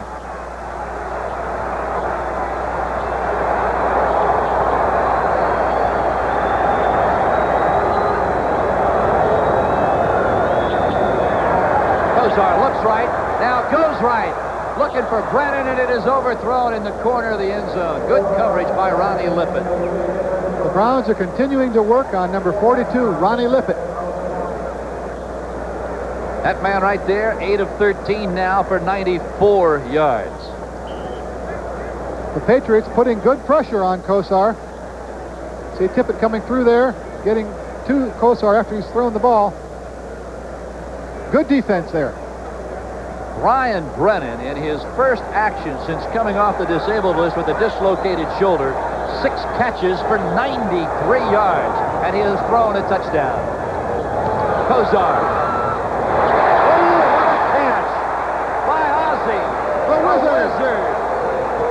The Wizard. I don't know how you make a catch like this. Sandwiched in between 2 linebackers. I don't know, first of all, why he threw it, and secondly, how it was caught. Little play action. Kind of a little bit of confusion there. Throwing into traffic right behind Johnny Rembert. That's why they call him the Wizard, Phil. First and goal, the ball right on the 10-yard chalk. San Francisco out in front of Atlanta now 17-10. Chicago has come back. They now lead Tampa Bay 13-12 in the 4th period. And Green Bay dancing a number all over the Detroit Lions. Here in Cleveland, 12:20 to play. Browns down by 3. That is Kevin Mack to the 5-yard line. Touchdown, Browns.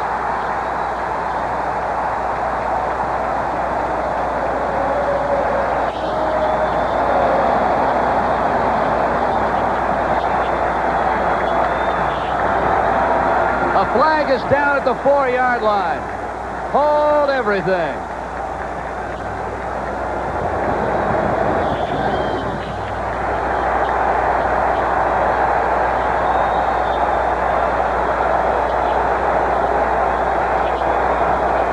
Oh, you've got 3 Patriots really jawing at an official. McGrew, Tippett, Claiborne, they're all screaming. Now the flag was picked up in a rather inconspicuous manner. You wonder if perhaps it just fell out of the official's back pocket. They'd better be a little bit careful or they're liable to get 15 yards on this kickoff. Penalized against them.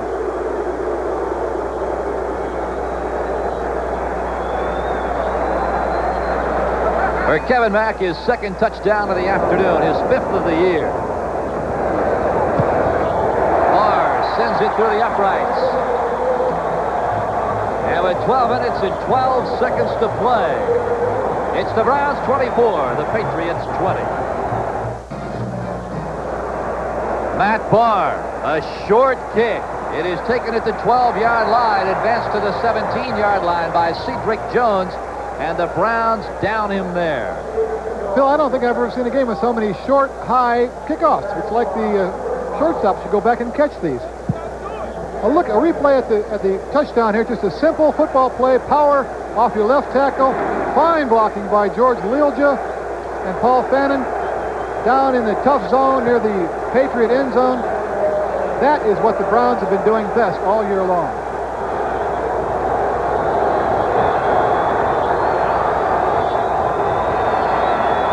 First down from the 20-yard line. Eason, boy, he could run for a punch. I think he's going to. The problem with it is, though, Bobby is waiting much too long to commit to that run. You're right, Bill. He should have had a lot more definition there. It was open pasture in front of him. And Coach Berry was telling us last night he would like to see Tony Eason revert to his 1984 form and be more aggressive running the ball. There's a time and place for it, and he is not capitalizing on it.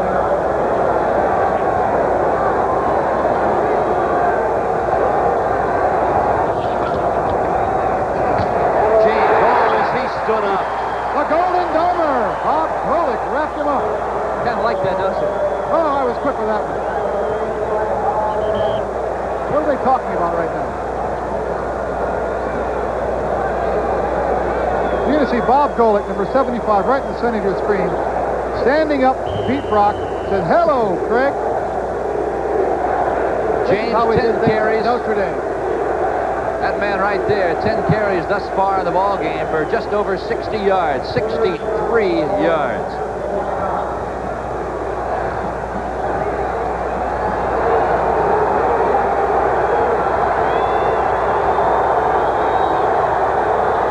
Third down and a yard.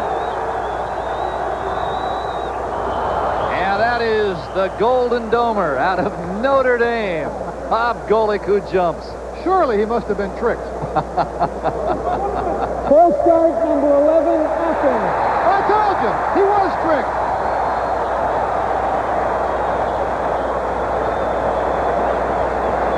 Vindicated again. Listen, there's one thing we Golden Domers can. We can count to 3, by gosh. And I don't care who. All of our graduates can count to 3. Well, I'll tell you what. When you come from Notre Dame, there's no question who the 12th man is. Third down and 6 now. Yeah, that changes the play selection, Bob. It sure does. It went from a very preferable offensive situation to a very treacherous one. 62,139 fans are coming alive.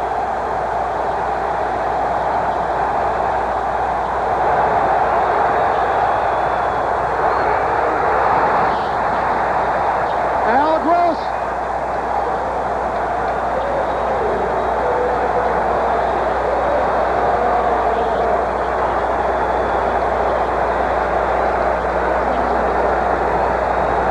A championship play by the strong safety, Al Gross. Diagnosed it coming over, putting the big kibosh. Boom! Right, perfect timing. Irving Fryer doing a good job going up for the ball, or Stanley Morgan, rather. But Al Gross coming over from his safety position, putting the hit, timely hit, on the receiver, breaking up the play. Now the Patriots now, 3 of 10 in third down situations. Not good. Here's Camarillo averaging almost 43 yards a punt today. Oh, it is almost blocked. He gets off a beauty. That's Clarence Weathers. Moves it across the 36 out near the 37-yard line before Brian Ingram, a reserve linebacker, brings him down. A 52-yard punt for Rich Camarillo. Patriot fans, take note. Look what's happening in the Orange Bowl. The Steelers over Miami 20-17 midway through the 4th period. That's Brennan in motion. Kozar, the give to Mack. Running room, still on his feet. Spins to the 43-yard line. Kevin Mack running in heavy traffic. What an effort by the young rookie. The Cleveland coaches are very excited about this young man. Coach Marty Schottenheimer says we've got to get the ball more to Kevin Mack, whether it's by the run or the pass. Paul Farron pulling from his left tackle spot there all the way to the right side, throwing a good block. Mack continuing breaking one tackle there, keeps the legs driving, spinning. He's playing good, excited football. 18 for 96 yards. Kevin Mack threatening to go over the century mark here again. Quite a rookie, Phil. First down, 43. Kozar now unloads, and it is intercepted. Fred Marion, his second pickoff of 1985, and oh, what a spot it comes in. A pass intended for Brian Brennan. Bernie misread that coverage. He puts the ball, had no idea, should not have thrown this ball. Freddie's just sitting there. Once again, Freddie, his former teammate with the Hurricanes, is happy to have received that pass from his old teammate, but I don't know really why. Bernie apparently just did not see Freddie Marion sitting there. Big turnover. Kozar, there's his numbers. Not bad at all for his first outing. First and 10, Patriots. Eason unloads. It is caught. Well, Eason was hit by Bob Golick just as he released the ball. The pass caught by Lynn Dawson.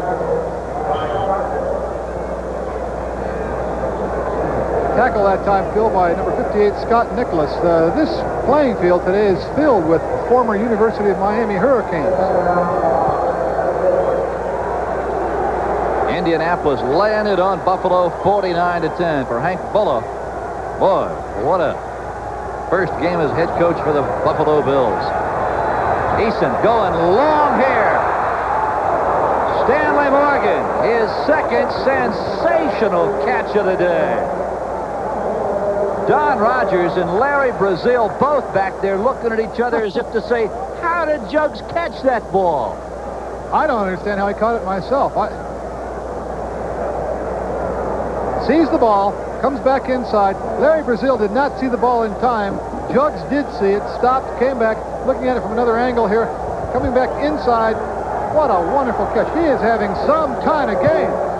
How about 6 catches for 140 yards? Fryer in motion to give us to this side. Robert Weathers. Step arm out gross, and Weathers is rolled out of bounds inside the Cleveland Brown 20-yard line.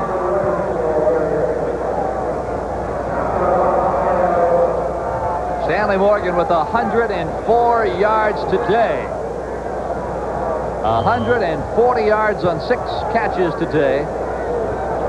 You got to go all the way back to 1980 to find the last time a Patriot receiver had caught more than 100 yards against the Cleveland Browns, and it was Stanley Morgan. Weathers hammers his way down near the 15. You know that no Patriot runner, Bob, has ever rushed for 100 yards against the Browns. That's saying something. Well, it is, and I don't think we're about to see a 100-yard runner today either. There's Steve Grogan. He is signaling in the signs, and he is not questioning Tony Eason's dental work. 7 minutes and 1 second to play. Oh, what a finish we have here in Cleveland. The Browns 24, the Patriots 20. The fans are barking and booing. Mosey to Tupu. Down near the 11-yard line.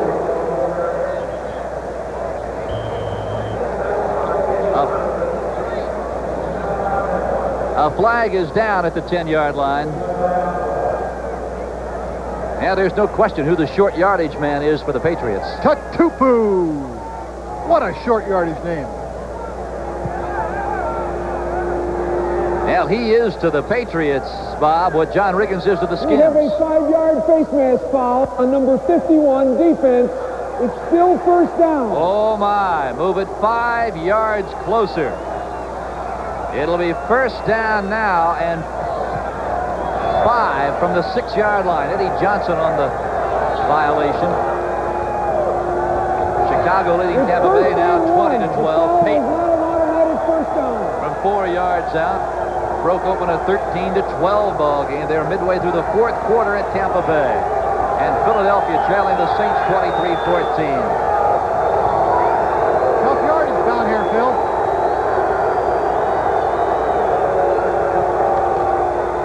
Weathers. Oh, he runs headlong into Bob Golick at the 5. No gain. And I'll bet you there's some barking going on down there right now. That's the barking end of the stadium. The fans are barking and booing and making life generally miserable for the New England offense right now. Bob Golick having a dynamic second half here. That's how they draw it up, put the head on the numbers and drive the legs. Now the Patriots trying to run against the second toughest defense in all of football against the rush.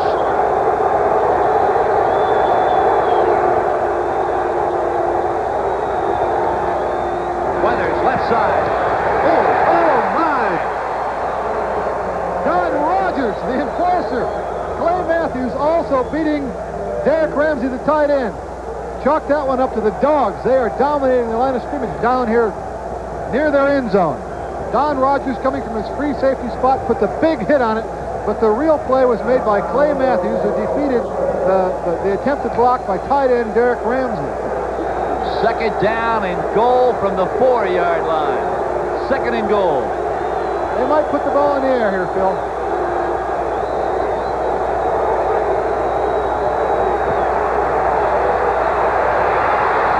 Little dump pass to Tupu to the 3-yard line, and he'll get nothing more. Boy, Eason did a remarkable job unloading. He sure did. That was like the old two-handed basketball chest pass. Golick and Clay Matthews right in his face. Clay Matthews coming in from his left side here. He's got him by the ankles, the old basketball pass. Once again, number 20, Don Rogers. Second charge timeout, New England. Tom Cousineau has come into the ball game. His first action today. Look at this score. Oh, do we have a finish? Bell plays here. Sorry, that's Craig James. And he is out of bounds at the 1-yard line. Craig James doesn't like it. He thought he broke the plane, thought he got into the end zone. Difficult to see from this angle, Phil. I thought he may have been in myself. He does not like it. Take a look at it from the other angle here. Another hit by Don James.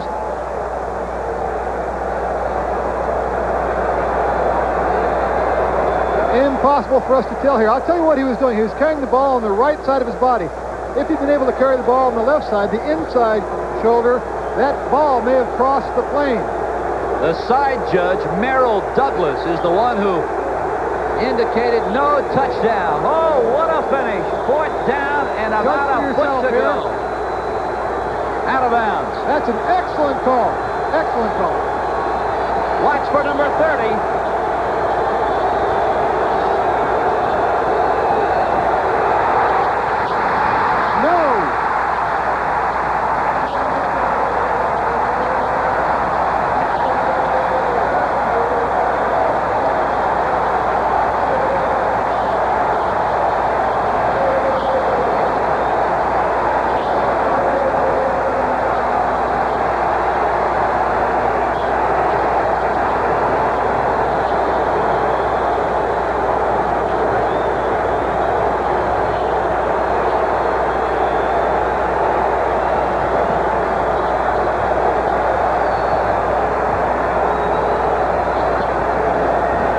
Right here is the play of the game. This is Craig James going out of bounds. The ball in his right hand now. And this was a good call by the referees. If Craig had been carrying the ball in his left arm on the inside arm, I believe he would have gotten in the end zone. Not to fault Craig James. He's carrying the ball where he should be, but that was a very, very critical play by the defense by the Cleveland Browns. This ball game is not over yet. The Browns are backed up. They have turned it over 5 times today. Kevin Mack running in behind Dan Fike and Ricky Bolden. Moves it out near the 6. That simple little line plug by the Browns, Bill, was a very important football play. That gives them a little working room now. They had 6 inches. Any mistake down there was critical. Now they've got 5 yards plus 10 yards of end zone. They've got a little bit of elbow room. Very important play for the Cleveland Browns. Biner is coming out of the ball game.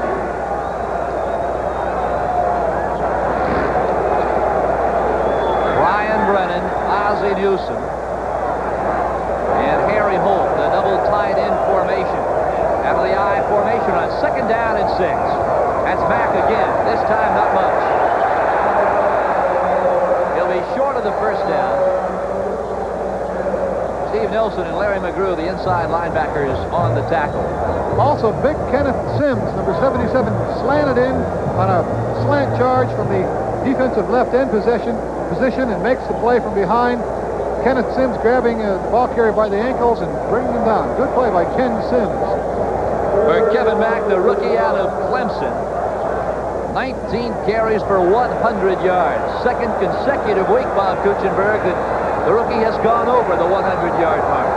They've got a pair of winners there in Biner and Mack.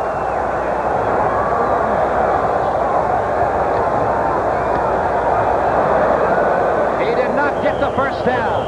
He did not get it, and the Browns will have to give it up again. Excellent defensive stand here by the Patriots, showing some character, Bill. Now keep in mind, with the clock ticking down at 2:49, and it continues to run, the Browns have 3 timeouts. The Patriots have but 1. Very important defensive stand. Had the Browns gotten that first down, the ball game would have been over. But as it is now, the Patriots will get the ball back around midfield or perhaps even in Cleveland Brown territory. Pryor at the midfield stripe. Gossett 1 punt today, and it was not a good one. Patriots sending everybody. End over end, not a good kick. Pryor at the 42-yard line could have a return. To the 29, and he's down there. No flags on the return. A 34-yard punt. We've got a barn burner, Phil. 16-yard return by that man. He had an 85-yarder for a touchdown 2 weeks ago against the Bills. We're right back where we were about a minute and a half ago. 2 minutes and 7 seconds left. Plenty of time for the Patriots. Time is not really a factor here. We're going to see what Mr. Eason and Mr. Berry were talking about on the sideline here. Derek Ramsey is gone out to the far sideline, the tight end. Now there are 3 wide outs for the Patriots. No secret here what they want to do. Pryor and Morgan to the near side. Eason looking at Cedric Jones. Now throws over the middle, I believe. It is Tony Collins, and it is. At the 21-yard line, Scott Nicholas covers it. We have reached the 2-minute warning. The clock stops. It's the Cleveland Browns leading the Patriots 24-20. Oh, do we have a shootout from Cleveland Stadium. Raymond Berry, Marty Schottenheimer on your right. There are the damages. Cleveland 24, the Patriots 20. The 2-minute warning, and Tony Eason is on. Bob Kutchenberg, you have been involved in an awful lot of these type of ball games. They got to drain you physically and emotionally. This is why head coaches make the kind of money that they do. I don't think there's enough money in the world to compensate for the stress they're going through right now. Phil, number 96 in the Browns, Reggie Camp, was just taken out of the ball game with a leg injury. That could be a very important development because he is their leading sacker. Dave Pozzoli, third-year nose tackle, is slid in now to the left defensive end position, so it'll be Pozzoli, Golick, and Carl Hairston. The Browns have committed 5 turnovers today. The Patriots 3. Eason, 20 of 36. He is over 300 yards. 2nd down and 3. Little play action. Eason looking right. Got Collins wide open on the left side. This time he throws it out of bounds and again wide. Eason could have run it for 7 or 8 yards. Right now, let's go to Bob Costas for this update. Bobby? Phil, in Miami, they've got the same score as you have in Cleveland. The Dolphins, with 47 seconds to play, get this 2-yard touchdown run from Lorenzo Hampton, the rookie, to go in front of Pittsburgh 24-20. They then intercept the desperation Steeler pass and appear to have it wrapped up with 10 seconds left. Bob, you know what's interesting about that score you just gave us is the man sitting to my right, Bob Kutchenberg, made a living on those kind of plays.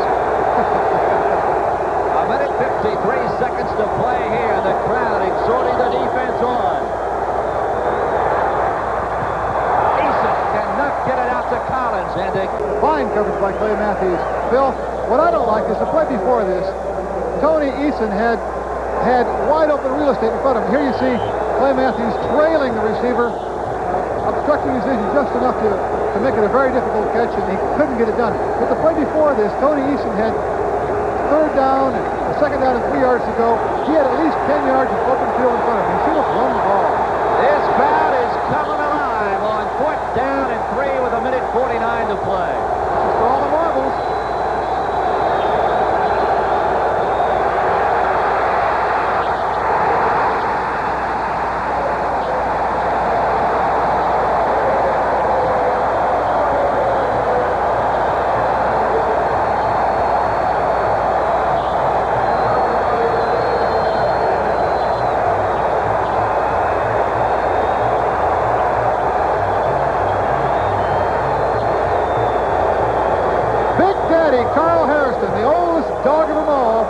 The big play, Phil. Carl Hairston in his 10th year, most of his career spent at Philadelphia, makes the play of plays here on this long day in Cleveland, Ohio. Now for the Patriots, you can again go back to what has plagued this team ever since the regular season began for the most part, Bob, and that is a lack of being able to move the ball on a consistent basis. I really don't understand, Bill, why Tony Eason on that second down play didn't run the ball. He had at least 10 yards. He might have even gotten into the end zone because he had some red jerseys in front of him. A minute 43 seconds to play. One timeout is all that the Patriots have. Kozar gives it to Kevin Mack. He is on his feet at the 35-yard line.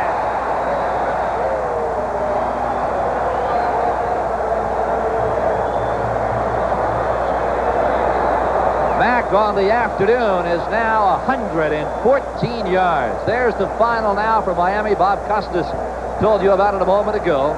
The Dolphins, in a come-from-behind effort, knock off the Steelers 24-20. Well, Phil, that's bad news for the Patriots, and it's very good news for the Cleveland Browns.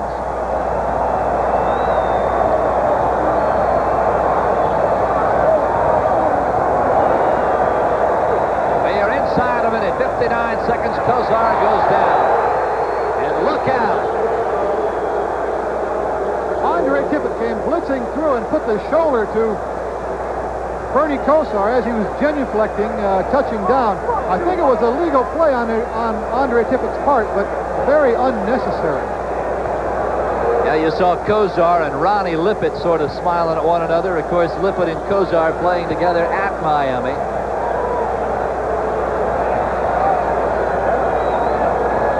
I want to thank our producer, Kenny Edmondson, our director, Ralph Abrams. Oh, a job well done, gentlemen. Our entire crew here at Cleveland Stadium. Well, what a ball game we have had for you. 38 seconds to play. Excuse me, Phil, that was not Andre Tippett. That was Bernie Kosar's old teammate, Ronnie Lippett, putting the wood to him.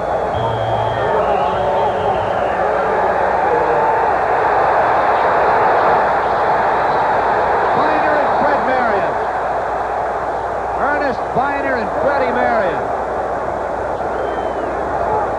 Phil, that's frustration. It's frustration coming out on the part of the Patriots. They've had a very discouraging beginning this year. And once again, they've let a ball game get away that they could have won, could have, and perhaps even should have won here in the closing minutes. And that is a very frustrated group of New England Patriots on that football field right now. Third charge timeout, New England. Now Biner and Raymond Claiborne are jawing right there in the center of your screen. Number 44 in white and 26 in red. Clock stopped with 26 seconds to play. There's a man who ought to be about as mad as anybody on the playing field, Raymond Berry, but he's probably one of the cooler men in the entire stadium. That's right, Phil. You can't tell from looking at his face whether he's winning or losing, but he's got to be very frustrated right now. And on the threshold of victory here, and then to make some critical mistakes here right at the tailing minutes. Now, don't forget, stay tuned. The second half of our NFL doubleheader here on NBC comes your way. Kansas City and the Raiders, most of you will see. San Diego is at the Kingdome. The Jets travel to Riverfront, and Houston meets the Denver Broncos at Mile High. All coming up next here on NBC. Kozar goes down, and that ought to just about do it. That should be the last play of this ball game. And Bob, it was a game that early on we said the Patriots would have to get the ball to their wide receivers. They did it, but quite frankly, Tony Eason simply unable to lead his team into the end zone. Tony made a giant stride in the right direction. He was played more aggressively today, got the ball to his wide receivers, but what's going on here, Phil? Extracurricular activity down here. A lot of frustration coming out. Now, you can't believe it. You'd almost think the AFC Championship was at stake. There's no time remaining. This ball game is over. I'll tell you what, the Patriots better be a little bit careful here. I know they're frustrated, but it wouldn't take too much to get some of these dogs out of the stands down here on the field. The final score, the Cleveland Browns 24, the New England Patriots 20. And in the last 4 minutes of this game, the Patriots had not one chance to win it, two outstanding opportunities to possibly win this ball game. A very difficult day for Coach Berry. Took the on the threshold here, just didn't get the job done in the crunch. All right, the final score, the Browns 24, the Patriots 20. A big win for the Browns. Another disappointing loss for the Patriots. We'll be back in a moment.